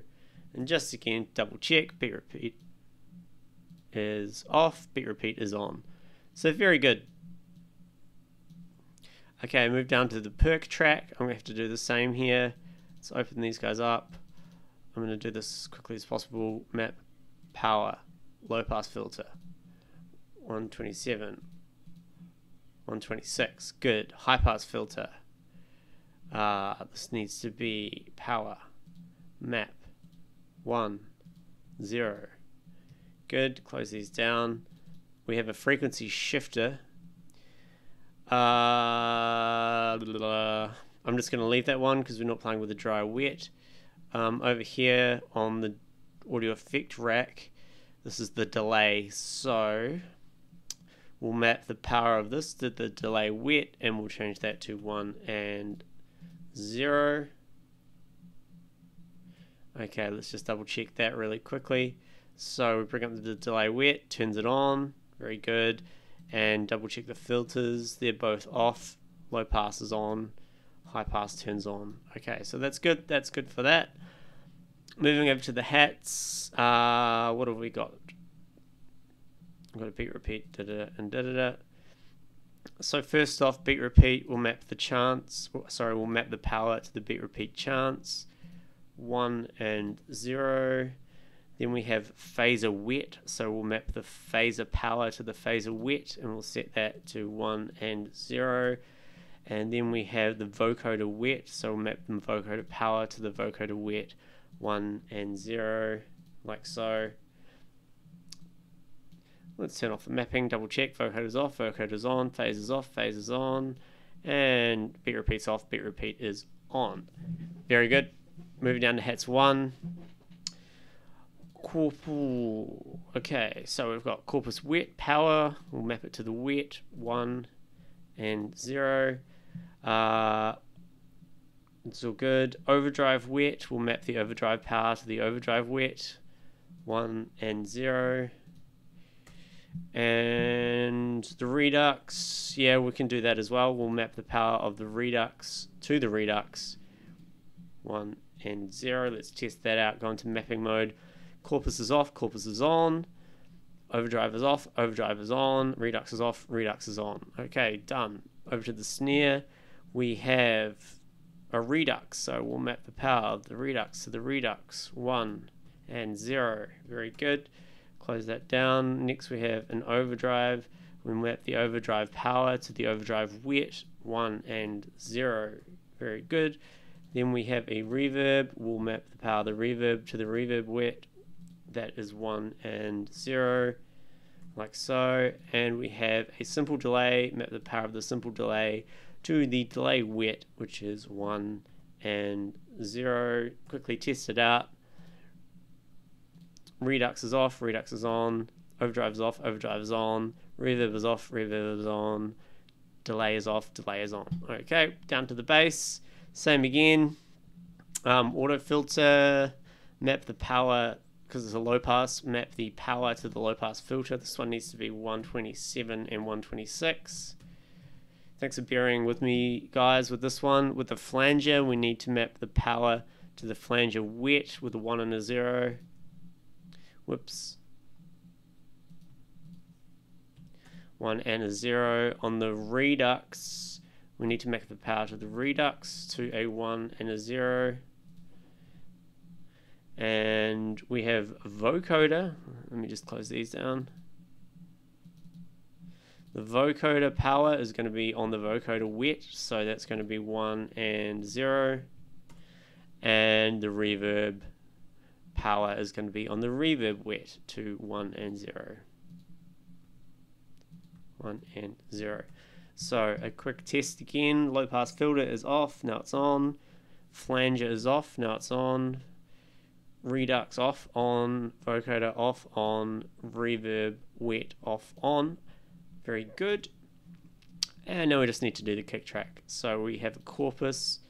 We'll map the corpus power to the corpus wet. We'll turn that to 1, turn that to 0. Very good. Close that down. Open up the beat repeat. We'll map the power of the beat repeat to the beat repeat chance. Make that 1, make that 0. Excellent. And close it down. And finally we have reverb power. We're going to map that to the reverb wet, 1 and 0. Woohoo! That was fun. Okay, so let's just test that. Reverb wet on and off. Beat repeat chance on and off. Reverb wet on and off. Very good. So I hope you all followed that. What's up, K37? How you doing? What's up, Jim? What's up, Nathan? What's up, SDH? What's up, everyone? I'm powering through today, guys. Just this particular video, I really need to power through this. The next videos are going to be more creative, more slow paced. I'm going to interact with you guys a bit more. We're going to be designing sound, making cool beats, all that kind of stuff. But I just got to get this shell finished. It's urgent. It was supposed to be done yesterday. I have to get this done today. So now that we have all of these audio effect racks as the first things on each channel, which is fantastic, what I'm going to do, let me just save what I did there, because I'd hate to do that again, because that was quite boring, is let's go into my Automator. I'm going to open it up in Max for Live. I'm just going to hope this works so bad. I'm going to unfreeze it. I'm going to freeze it again. I'm going to go save. Let it do its thing. Now I can close it down. Let's go and have a look. Okay, so these are not doing what they need to be doing. Let's open it up and just try and add in some notes here and see what happens when I hit play. Okay, so it has taken over that's good. Let's open it up, just add in a whole bunch of slopes. Okay, it's working.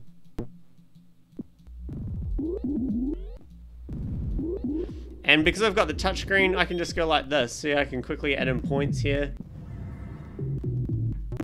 Like, you can't see me touching my screen, but I'm touching my screen to add all these points, which is going to be so fucking much fun in a live situation. And if we close down the automator and go over to our kick track, you can see everything going totally crazy.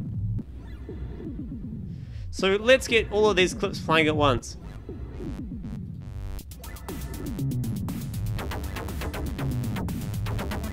Let's open up our automator. I'm going to clear these guys.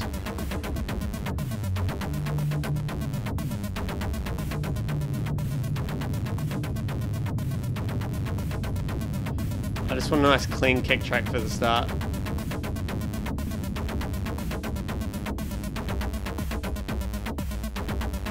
Very good. Let's move over to the synth track. We've got cutoff filters here for days. See how it's updating the name, which is good.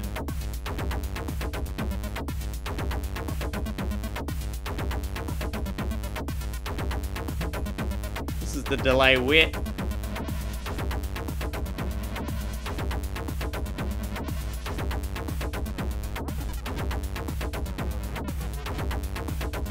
That'll do for now. The synth one is very aggressive.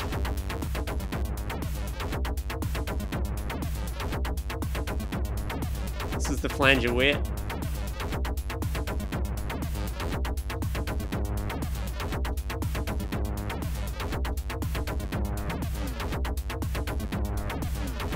We'll change this to a 4-bar loop.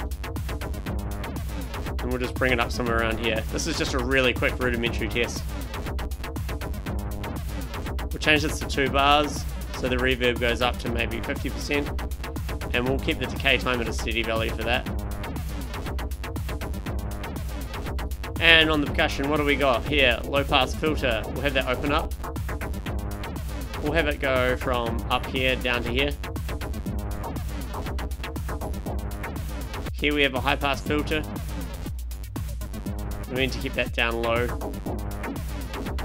Then we have the delay wet. Let's have that go up and then down. Then we have our delay feedback. Then we have our time.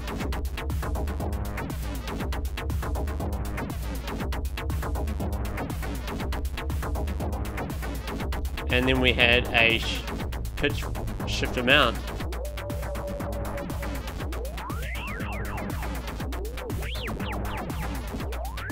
Let's change this to 8 bars long. Let's go into our hats. This is a beat repeat chance. We'll make this 4 bars long. And we'll bring the beat repeat down. This one is the phaser wet. So let's make this 4 bars long. Let me just up the grid size here.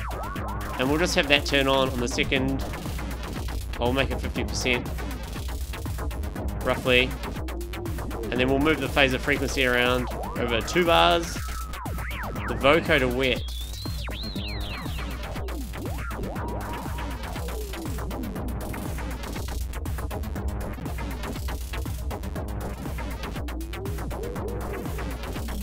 So again, this is just to test everything out.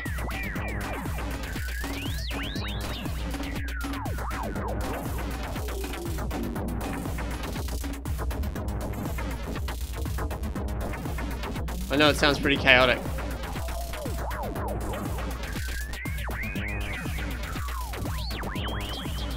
I'm glad you guys are enjoying it.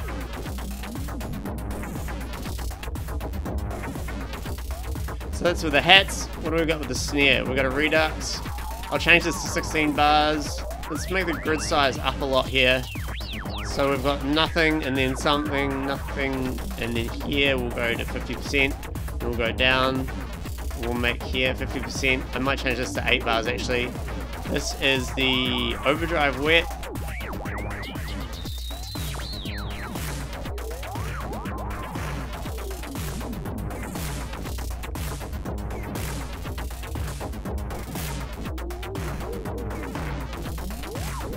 Reverb wet. We want 50%. Make the decay quite long.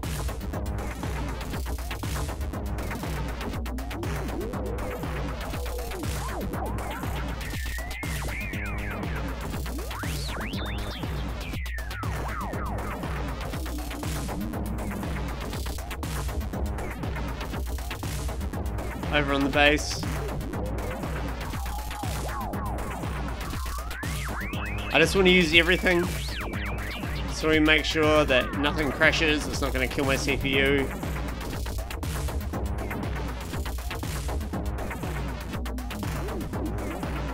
And then I overdid the kick. Let's just go like this.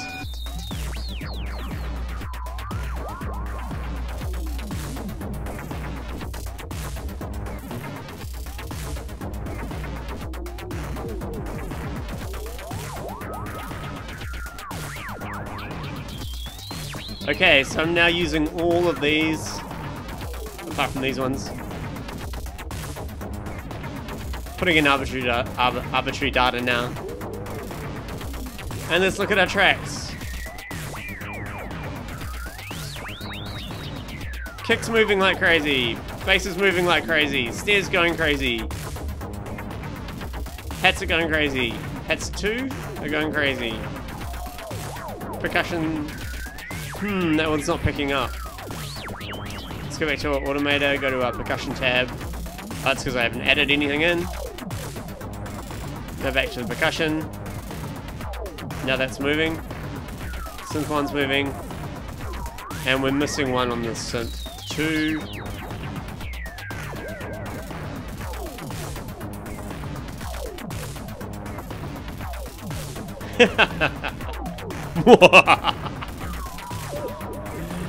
Alright.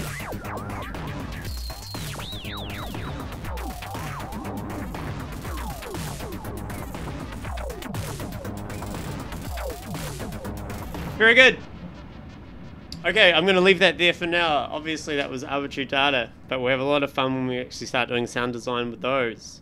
Just to show you how crazy it can actually be. Yeah, there definitely needs to be a clear all button. That just crossed my mind as well.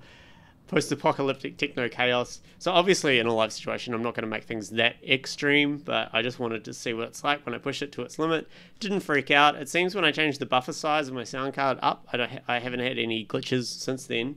Let's go back to my list here. Okay, we've added the effects in. Very good. Let's control save that. Next I need to make a riser channel. Okay, so this is going to be interesting. Where's my riser channel page? When my computer died, I had to resort to this shit. Paper and pen, how's that? So the riser, what I'm going to do with the riser is I'm going to have 8 sliders and 8 knobs. They're all going to do different things, and then the buttons here are going to trigger fallers. And when I hit a faller, it's going to disable all of the riser things. So I can build my own risers. As I'm building a progression, I can build them all up.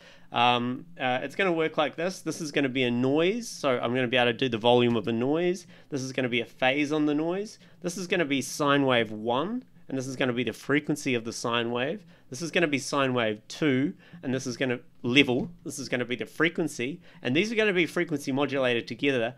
This is going to be a third oscillator. This is potentially going to be a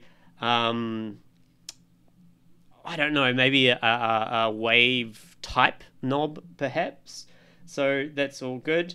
The next one, this is going to be a flanger level. This is going to be a flanger probably time, so I can use a flanger to build up as well. This one is going to be an LFO amount. This is going to be an LFO rate. The LFO is going to be applied to all of the pitch of the frequency modulated sine waves. Then we're going to have a reverb, and we're going to have a decay, and then we're going to have a cutoff, and we're going to have a resonance. So with all of those 16 knobs, I should be able to create really fun build-up sounds. And then what happens is when I hit these guys here, it's going to trigger one of 8 different sounds. For today, they're just going to be white noise sounds, and then I need to do a little bit of max for live to make sure that when those sounds are triggered, it turns off the operator, which is going to be doing the riser thing. I'm also considering using these buttons here or these buttons here to add in Actually, yeah, I will do that. These are going to be adding in rhythmical gates. So this will be eighth notes, quarter notes, half notes. No, the other way around. Anyway, it just means I can start getting things to like rhythmically gate really fast. So I go, and then these ones might determine the shape, like a saw wave, sine wave, square wave, and fuck knows what that one will do. Oh, that'll be off, saw, off, sine, saw, square. That's what I'll do for that. I also have 4 more buttons here, which I'm not sure. But anyway, let's go ahead and build the riser track. So over here we have a track called riser. It is a MIDI track, which is good. I'm going to throw in a clip here, and I'm going to make this 32 bars long. I'm going to pick a note. We'll just do C2. I think that's probably a good note. Make the grid size smaller with Command T, Command 2, and let's just throw a C2 in and make it extend over all the 32 bars. Then I'm going to go ahead and insert an operator into the riser track. Okay, so what we need to do is we need to have in our FM algorithms, I want this algorithm here. That means that this track here, or this oscillator or operator A, is by itself independently, and then these 3 are all frequency modulated. So that's good. I want the first oscillator to be white noise, noise white. I want this one here to be a sine wave, but I'm going to put it in fixed mode. This one, I want it to be a sine wave. I want it to be in fixed mode also. This one, I want it to be a sine wave. I might keep that not in fixed mode. I'm not sure about this one, but anyway. That's all good. What else do we need? We need a flanger. So let's go into the audio effects and add a flanger after that. Where are we here? Flanger, very good. We should put this into an audio rack. So I'm going to group these together. We need a reverb. And that's all we need for this. That's all we're going to need. So let me just... Well, we don't even need these in a group actually, so I'm going to ungroup these. And let's go ahead and do the MIDI mapping. So I'm going to go into MIDI map mode. So the first one, as I said, it was going to be... Oh, I need a phaser as well. Sorry, I need one more phaser. So I need a phaser... Ooh, no, I can't really put a phaser on the white noise. I might just leave that knob out for now. So let's go into a MIDI mode. So the noise level is going to be this one here. You'll notice with my Innovation launch controls, I've got one on user mode, one on factory mode. If we go and have a look at my preferences into my MIDI, you'll see that I've got only the remote coming in for both of them. I don't have them as control surfaces. I don't have any track or sync, only the remotes coming in. And that gives me a different bunch of CC channels on each one, which is good. So let's do the mapping. Control M. So the noise level, I want it to be here. We'll start with the sliders first. The sine 1 level is this one. The sine 2 level is this one. And the sine 3 level is this one. Now, by default, they go up to 0. I'm going to change all these to -12. I may change this depending on how it sounds. Very good. So that's those 4. The next one is the flanger. So I'm just going to assign the dry wet of the flanger to number 4. And that's good, 0 to 100%. Then we have the LFO amount. So here is the LFO amount. So that's assigned to this. Then we have the reverb, which is the reverb amount here, or the reverb dry wet. And I didn't add the cutoff filter, so let's go ahead and quickly add a cutoff filter. Get out of MIDI mode. I'm going to put a cutoff filter, basic cutoff filter like so. And the cutoff filter, let's go into MIDI mode. We're going to map it. It's going to be low pass. We're going to map it to this guy. Excuse me. Now for the knobs, we have, as I said, I'm not sure about this knob, but for sine 1, it's going to be the frequency. For sine 2, it's going to be the frequency. And for sine 3, it's going to be the frequency. For the flanger, it's going to be the time. For the LFO, it's going to be the rate. And And just while I'm here, I'm going to turn read trigger off. So we need to turn this on. Have I already mapped the LFO? Yeah, I have. So I'm going to turn read trigger off. Back into MIDI mode. We have the reverb decay. So here is the reverb decay that is going to be assigned to this one here. So that's reverb amount, that's reverb decay. And then the we're just going to have the resonance of the cutoff filter like so. Let me just look here.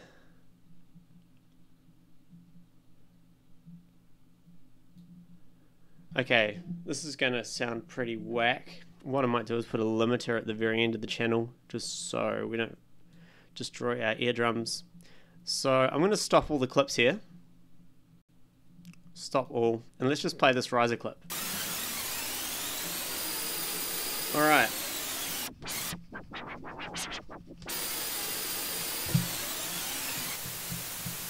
Okay, let's bring all these down. All these down. And let's test this out. So we basic riser, white noise. Very good. Next we can add a sine wave. We can pitch it up. If we add a second sine wave, it gets gruntier.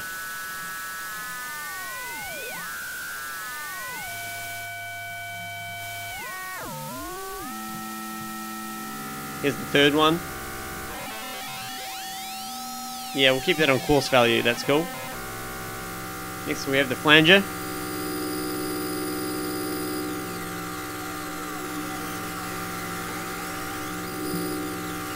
More feedback perhaps.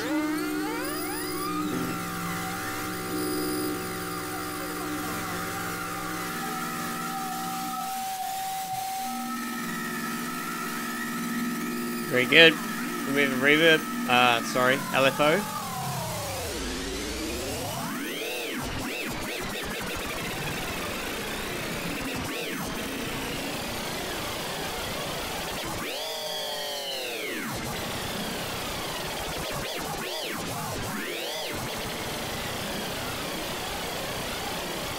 Okay, what I'm going to do here is just stop the clip for a very quick second with the LFO, which was this one here. I'm also going to map that to control map. I'll map the LFO also to the flanger amount LFO and the flanger rate LFO. So it also modulates the flanger as well. Let's see if that makes a cool difference.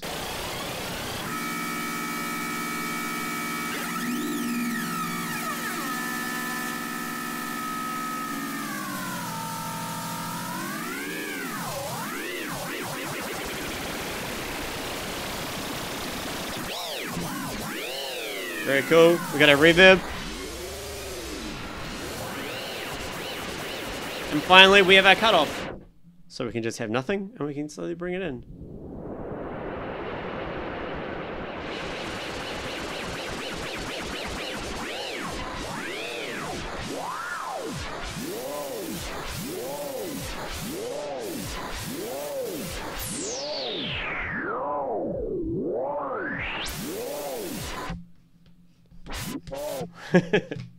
That's so cool. So this is just white noise with a flanger. Bring the LFO. The reverb.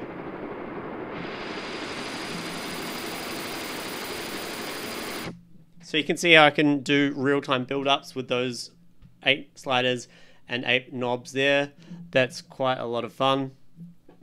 Let's go ahead now and talk about the fallers. So the faller track here, I'm just going to close my ins and outs. Let's drag this out a bit.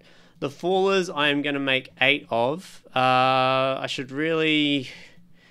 Where am I going to place? I'm just going to place them here for now. This is going to be really simple because these are going to be sound design dependent on each of the tracks that we make.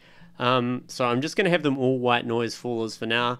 So I'm going to add in an operator here. I'm simply just going to have a white noise that goes like this, and it's simply going to have a MIDI clip. We'll just play a C3. We'll make it 8 bars long. See how to do that in my head. We'll make it 8 bars long. Make the grid size smaller. Control 2. I'm getting faster at using a Windows PC, which is good. And what I'm going to do is I'm simply going to, we've already got the filter frequency envelope selected. I'm simply going to have that come down. So let's move that point from here down to here. Very basic fuller sound. I'll add a reverb to it, of course. So let's stop all the clips. Let's put a reverb on it. Like so. And yeah, give it a high cut, high quality, lots of decay time, 50%. We'll give it some reverb. So again, let's play that again. Can't really go wrong.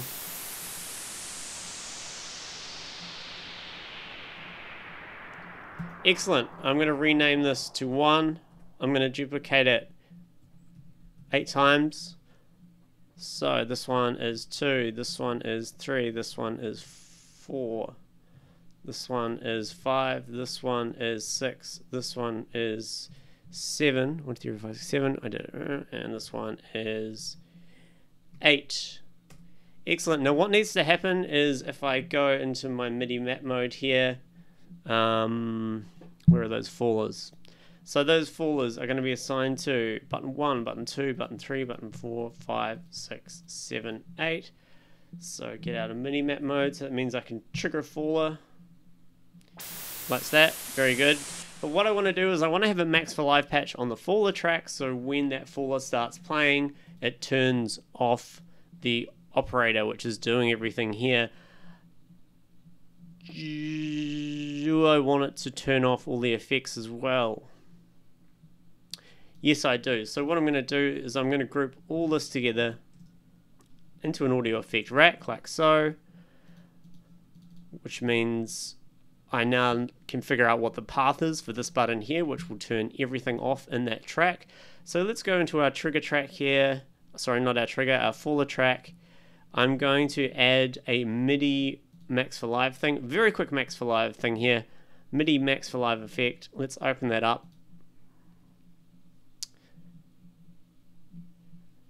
How are we doing over in the chat? Everyone following along? Good, I hope.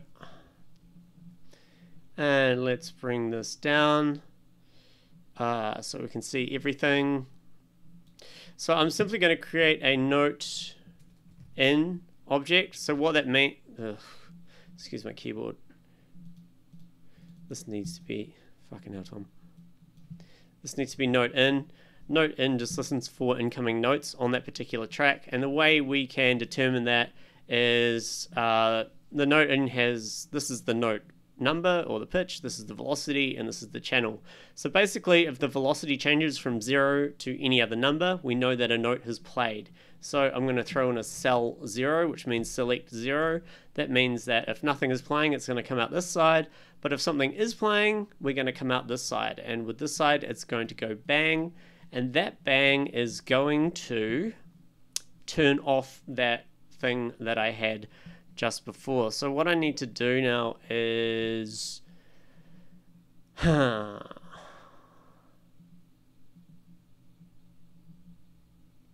just going to add a live chooser. It's probably going to be the easiest way for me to do this. So live chooser, browser device parameters, like so. I'm going to quickly test this out. So let's go list this track. Oh no, we want the full riser track, we want the instrument rack, and we want the device to be on.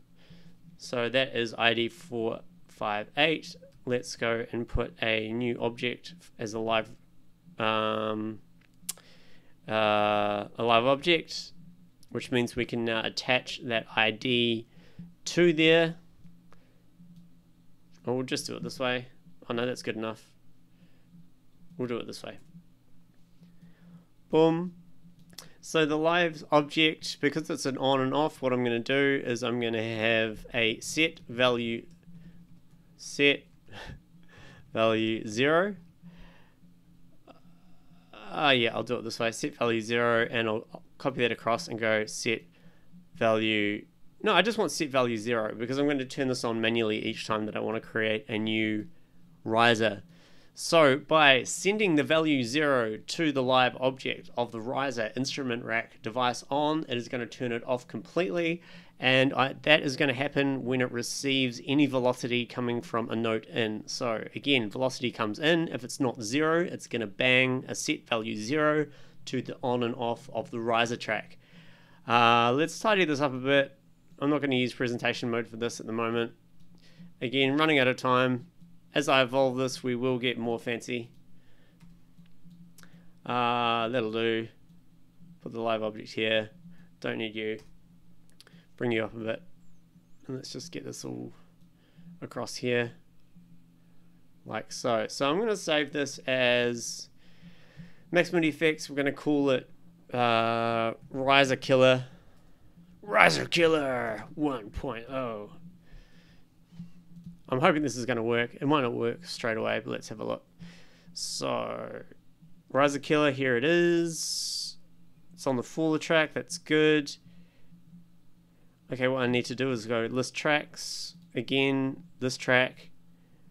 Oh no, it's going to be the riser track, which is here. We want the instrument effect rack, and we want the device on. Very good. So I'm going to stop everything in the Faller track. Very good. Let's did I create a riser note? I did. Let's just cut that, and we'll go all the way up to the top. So let's just say this is playing indefinitely.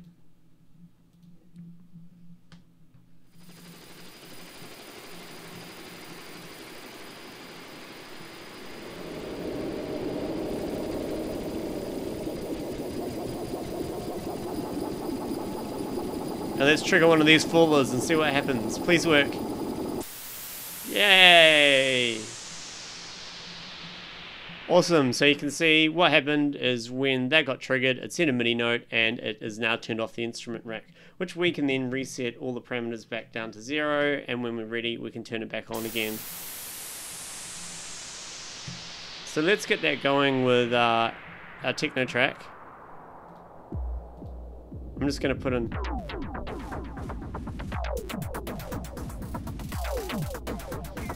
And just as a test, okay, these need to not be looped. So I'm turning looping off on the fallers. Go back to the riser, turn it on.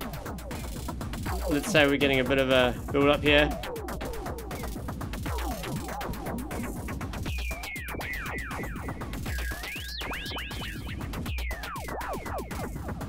Currently not getting anything.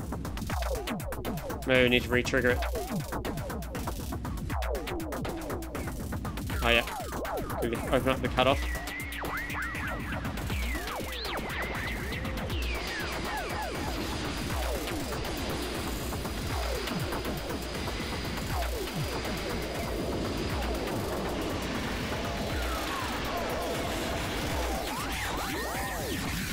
And let's push a button. And it resets. Okay, I'm happy with that. So again, we will get into the design of the fallers and of the risers in the next video. We have the faller channel. I've done the max for live. Whoops. I'm pushing stuff on my push underneath it. Make mini fallers. Okay, so what I'm going to do here is I'm going to duplicate these down again. Again, these are just going to be white noise fallers for now because they're going to be sound design specific. But these are going to be mini fallers, so I'm just going to rename this to mini 1. Control or copy down mini 2, down mini 3, down mini 4, down mini 5, down mini 6, down mini 7, down mini 8. Now these are going to be triggered by these 8 buttons here. This is just if I want to do a really quick little or a little sound, and the sound is going to be dependent on the track. So again, I'm just putting them as placeholders for now, which is all good, and they're also going to be affected by this riser killer device that we just created. All good. What I might do is this trigger track. Remember we made this Max for Live device that would do really crazy shit to the dummy clip tracks, which are over here. Let me get rid of the auto stuff. So here are all our dummy clips. Where's that trigger track? I just want to be able to see it. So let's close this down. So yeah, everything's playing. We can trigger a 1-bar loop. So it randomly selects dummy clips.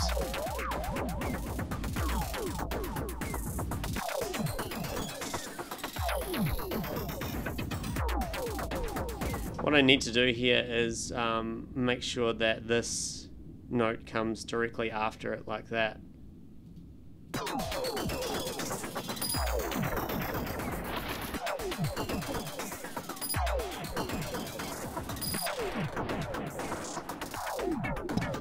No, there's not going to be a button to trigger the riser. The riser is constantly going to be looping. Of course, when I hit a faller, it's going to turn it off. And then once it's full, I'm going to bring everything down, go back over to the riser track, and turn it on. I'll probably map a button to this. So that's just going to be playing.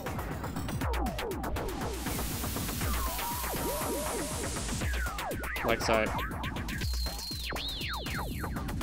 I'm going to go into my automator here. I definitely need to clear all.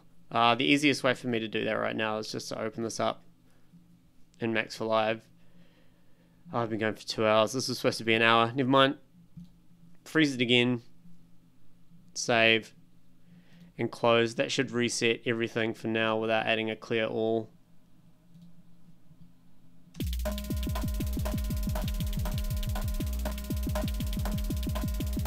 Interesting, what's happening here? Okay, let's look in the automated tracks.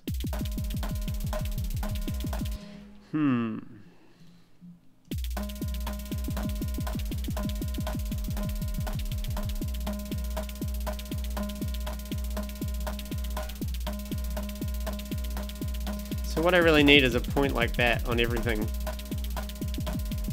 It's still giving me something, so it needs to be like this.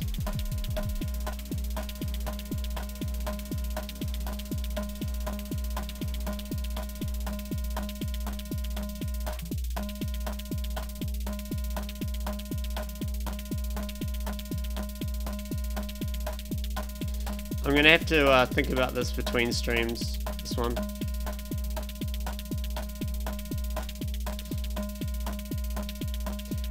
Actually, no. Wait. Let me just reset that all again. Freeze device.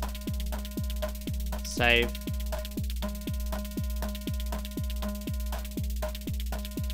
Thank you, Bridget, on Facebook. It is incredibly complex. If you guys follow me, you know I make a lot of stuff to teach people how to do stuff and tools for other people. This is for me. This is how I want to do it. I don't think I've done that before. So it's going to be incredibly complicated.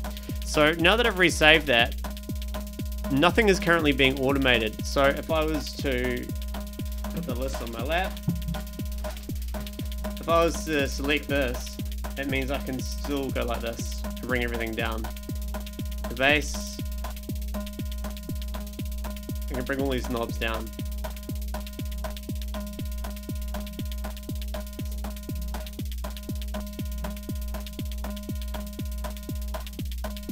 I want to keep that up.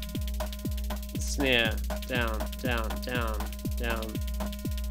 So that's handy to know. If it's not being modulated by the automator, I am actually capable of changing it with the push. Hats are going nuts.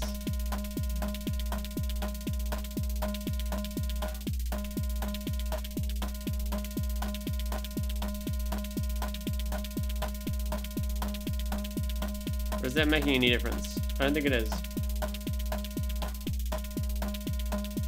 Nope, that's making no difference whatsoever. Okay.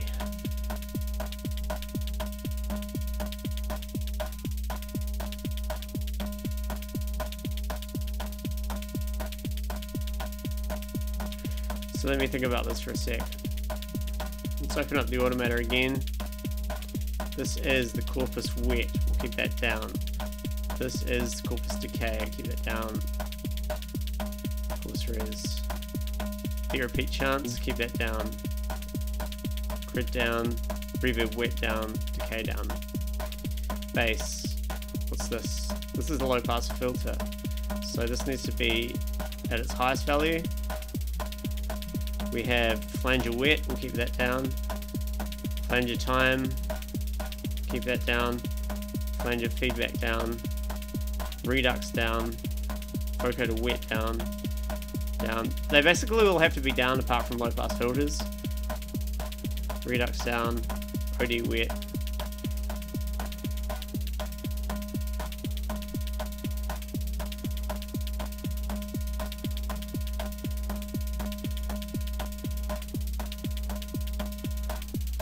It's weird, it's not really changing anything.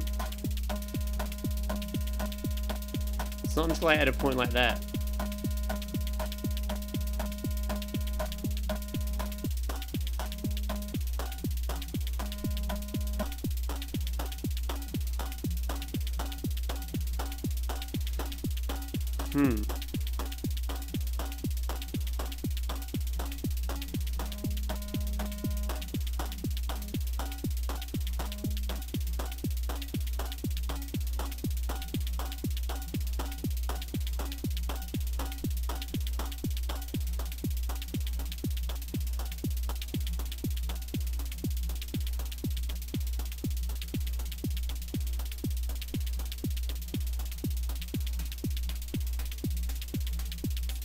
I'm just experimenting around here really quickly. Beat repeat chance.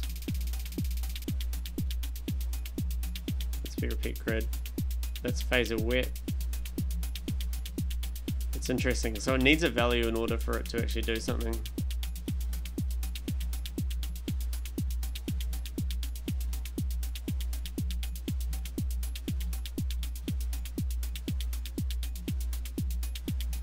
I'm gonna have to think about that.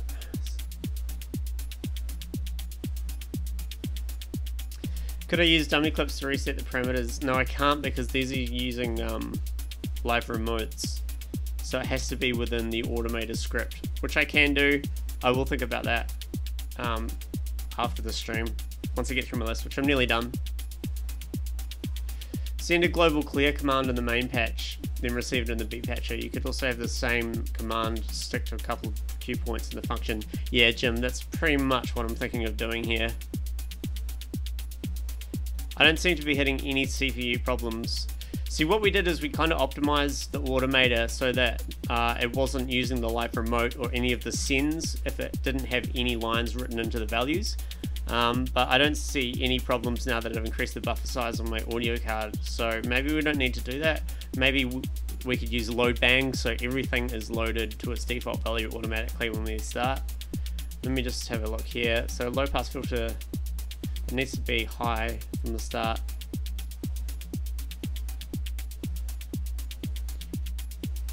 It needs to be low for the start. Delay wet needs to be down.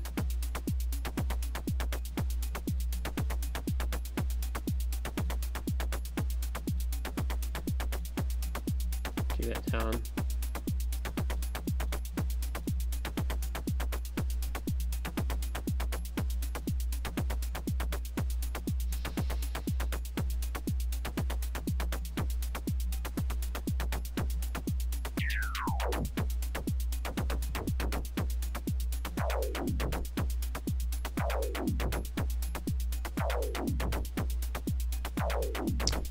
Let me get everything playing at once. Oh, this didn't start playing. Okay. So we've got a low pass filter, so that needs to be up here.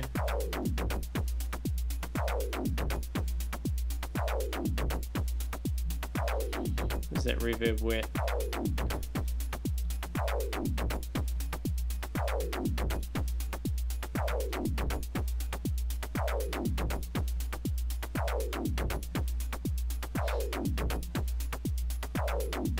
I'm just kind of thinking while I'm plotting all this out, guys.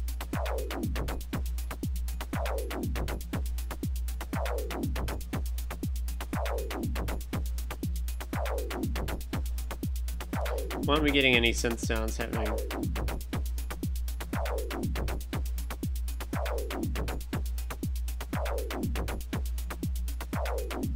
Probably because we're not playing them.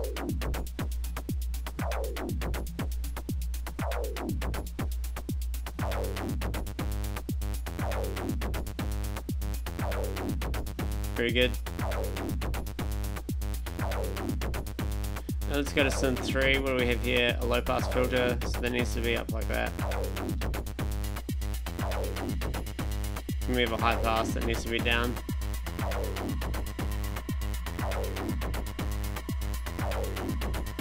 That is the delay wet.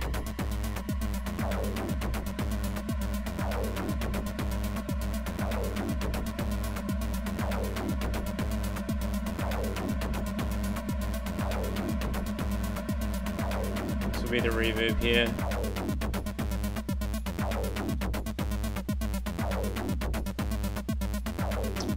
Okay, I'll leave that for now. I'm gonna have to think about that when I stop the stream. I really need to get through this list. Next we have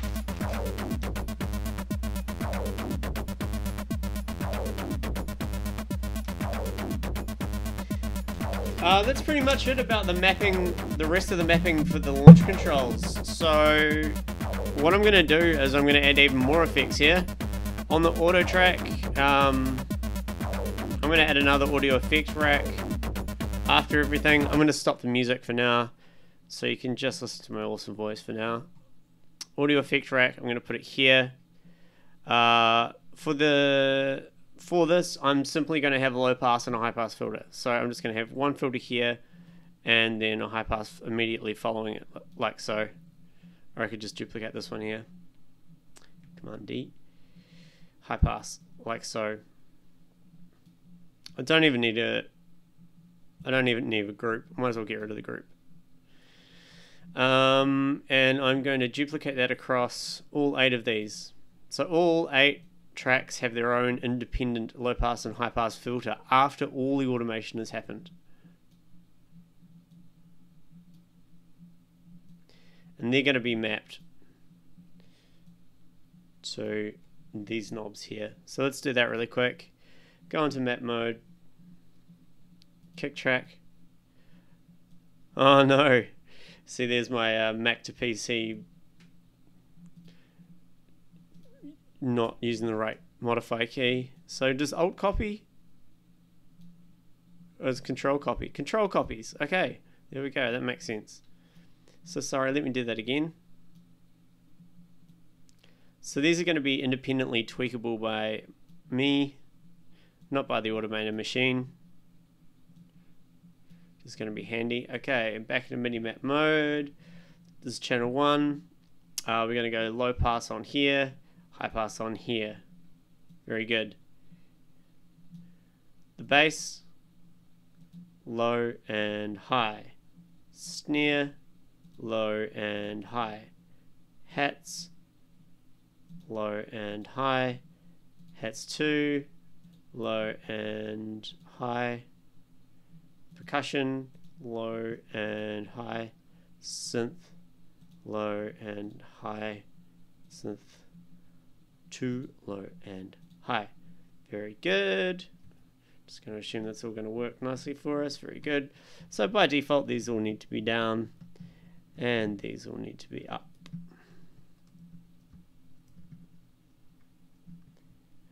Very good. So that's all of those pretty much sorted out. Over here, I need to do the return sends. So I can't remember because this was so long ago now. We've got a reverb, a sync delay, a short delay, a dub delay, and a drive. I only have 3 knobs. I'm going to choose the reverb. I think I wrote this down. Reverb, dub delay, and a short delay. Okay, so let's do that. I'm going to do the send value from the automated tracks as well. So reverb is A. So A is going to be 1. Oh, remap. Go to you. A is going to be 1, 2, 3, 4, 5, 6, 7, 8. So that'll send everything to a reverb. And I've got heaps of reverbs in there already, but fuck, let's put one more. And what did I say? Short delay? Well, short delay and dub delay. So the short delay is C, which is this one. 1, 2, 3, 4, 5, 6, 7, 8. And then I wanted the dub delay, which is D. So we'll go 1, 2, 3, 4, 5, 6, 7, 8. And then I want volume on these faders here. So I'm going to do that here on this volume. 1, 2, 3, 4, 5, 6, 7, and 8. Now let's go into our thing here. With these volumes, they need to go to 0 dB, not 6. Very good. Let's get them out of MIDI mapping mode and have a look, make sure that works. So we have volume control, they all work nicely. Very good. And synth 2, let's bring them all up. Let's go over to the automated tracks and make sure those sends are working. Send A, B, and C, and they all work for everything. I'm going to just assume that's all correct. Turn them all down. Turn all the knobs down. There's no set all for hardware MIDI controllers, that's for sure. That one's still at 18. That one there. Very good. So I believe that's pretty much everything. Oh, I wanted to add in the riser track. Where were we here? So here's our riser track. Stop all clips, play the riser track. Cut-offs open. I need to turn it on, of course. I'm just going to keep the white noise there. After everything, I'm going to add an auto pan. Like so. I'm going to MIDI map on and off to this button. So that's on, off. Very good. I'm going to keep the amounts up, turn the phasing down.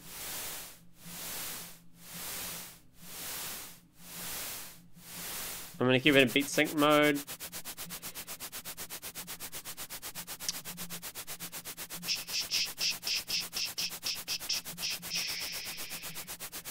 How am I going to do this?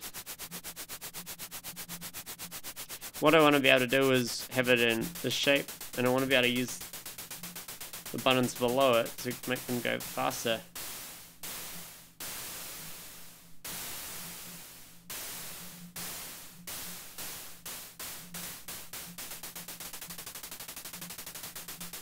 Let me just test something out here. Oh, sweet. Let's try this. Okay, so I've selected a range because these are sending note values. That's interesting. Let's see if that works. It probably won't, but...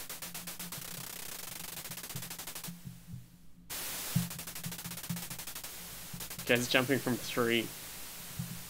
Oh, well, at least we got that.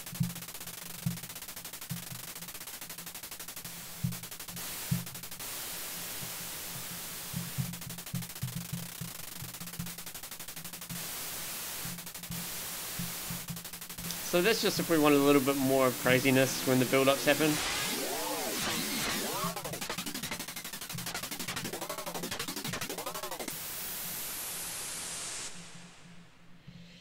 How can I tackle that a little bit better? So the riser track. I mean, what I can do... Let's go back into MIDI mapping mode here. I'm going to delete that. I'm going to delete that. What I'll do is I'll group it into an audio effect rack, like so. I'm going to have 8 of these, 8. So I'm going to call this hash.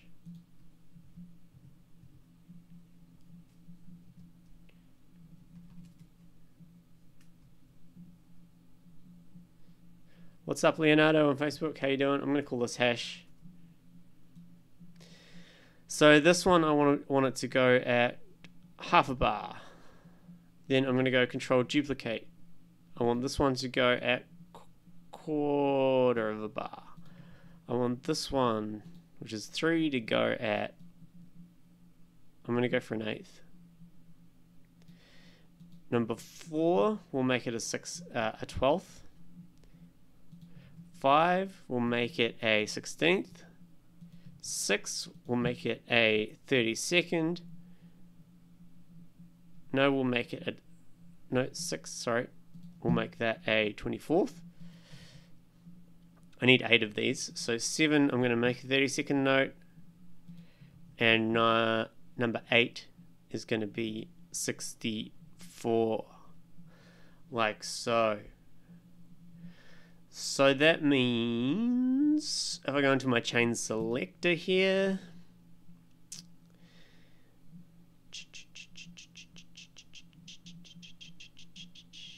okay, this should work. It may not. I apologize if not. So I've selected them all. I'm going to go distribute ranges equally because there's 8 divided by 124. I'm going to have to drag these out first. There's 8 divided by 124. Distribute ranges equally. I'm going to go into MIDI mode now. Now I'm going to map. Oh, that range is different, isn't it? No, I don't think this is going to work. 1. Oh no, that's the fallers. Okay, that was totally wrong. Get rid of you. I'm going to map these ones. C#4 to G#5.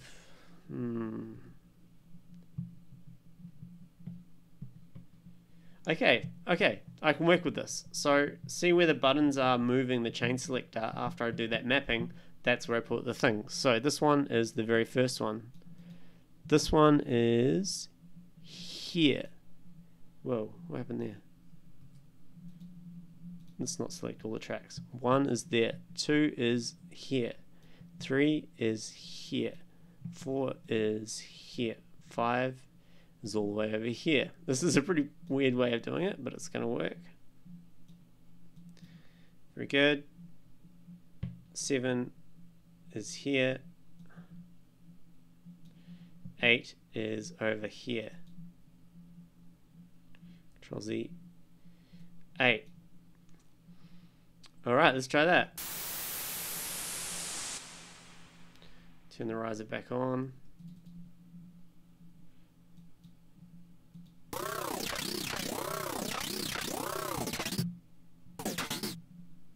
I missed that one by 1.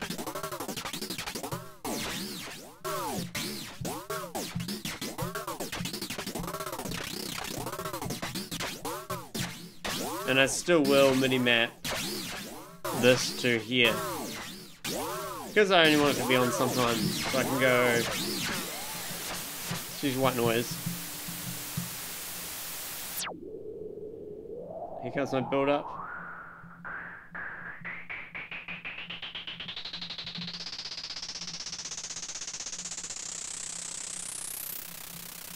Cool. And what I need to do is put this audio effect rack inside the one before it so that it also turns off.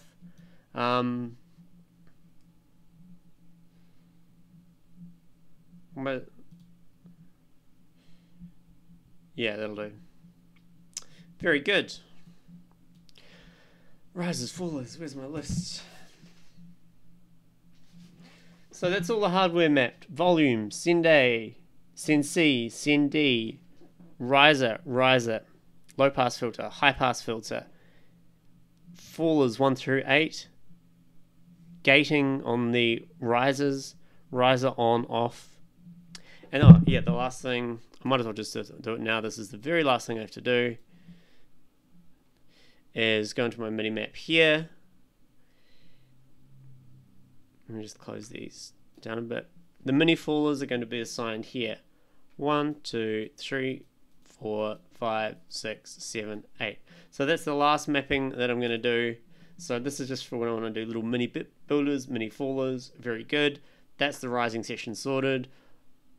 I'm going to stop the stream now. That was a power one in. I'm very, very exhausted after that. So I'm going to have a couple of hours break. I'm going to think about this automator and how, because of the live remote thing, it is doing weird stuff and not having default values. I'm going to figure out how to make sure that it's always on the right values. And then I'm also going to figure out how I want the progression of the track to go for the hour set, and we're going to get straight into the sound design aspects.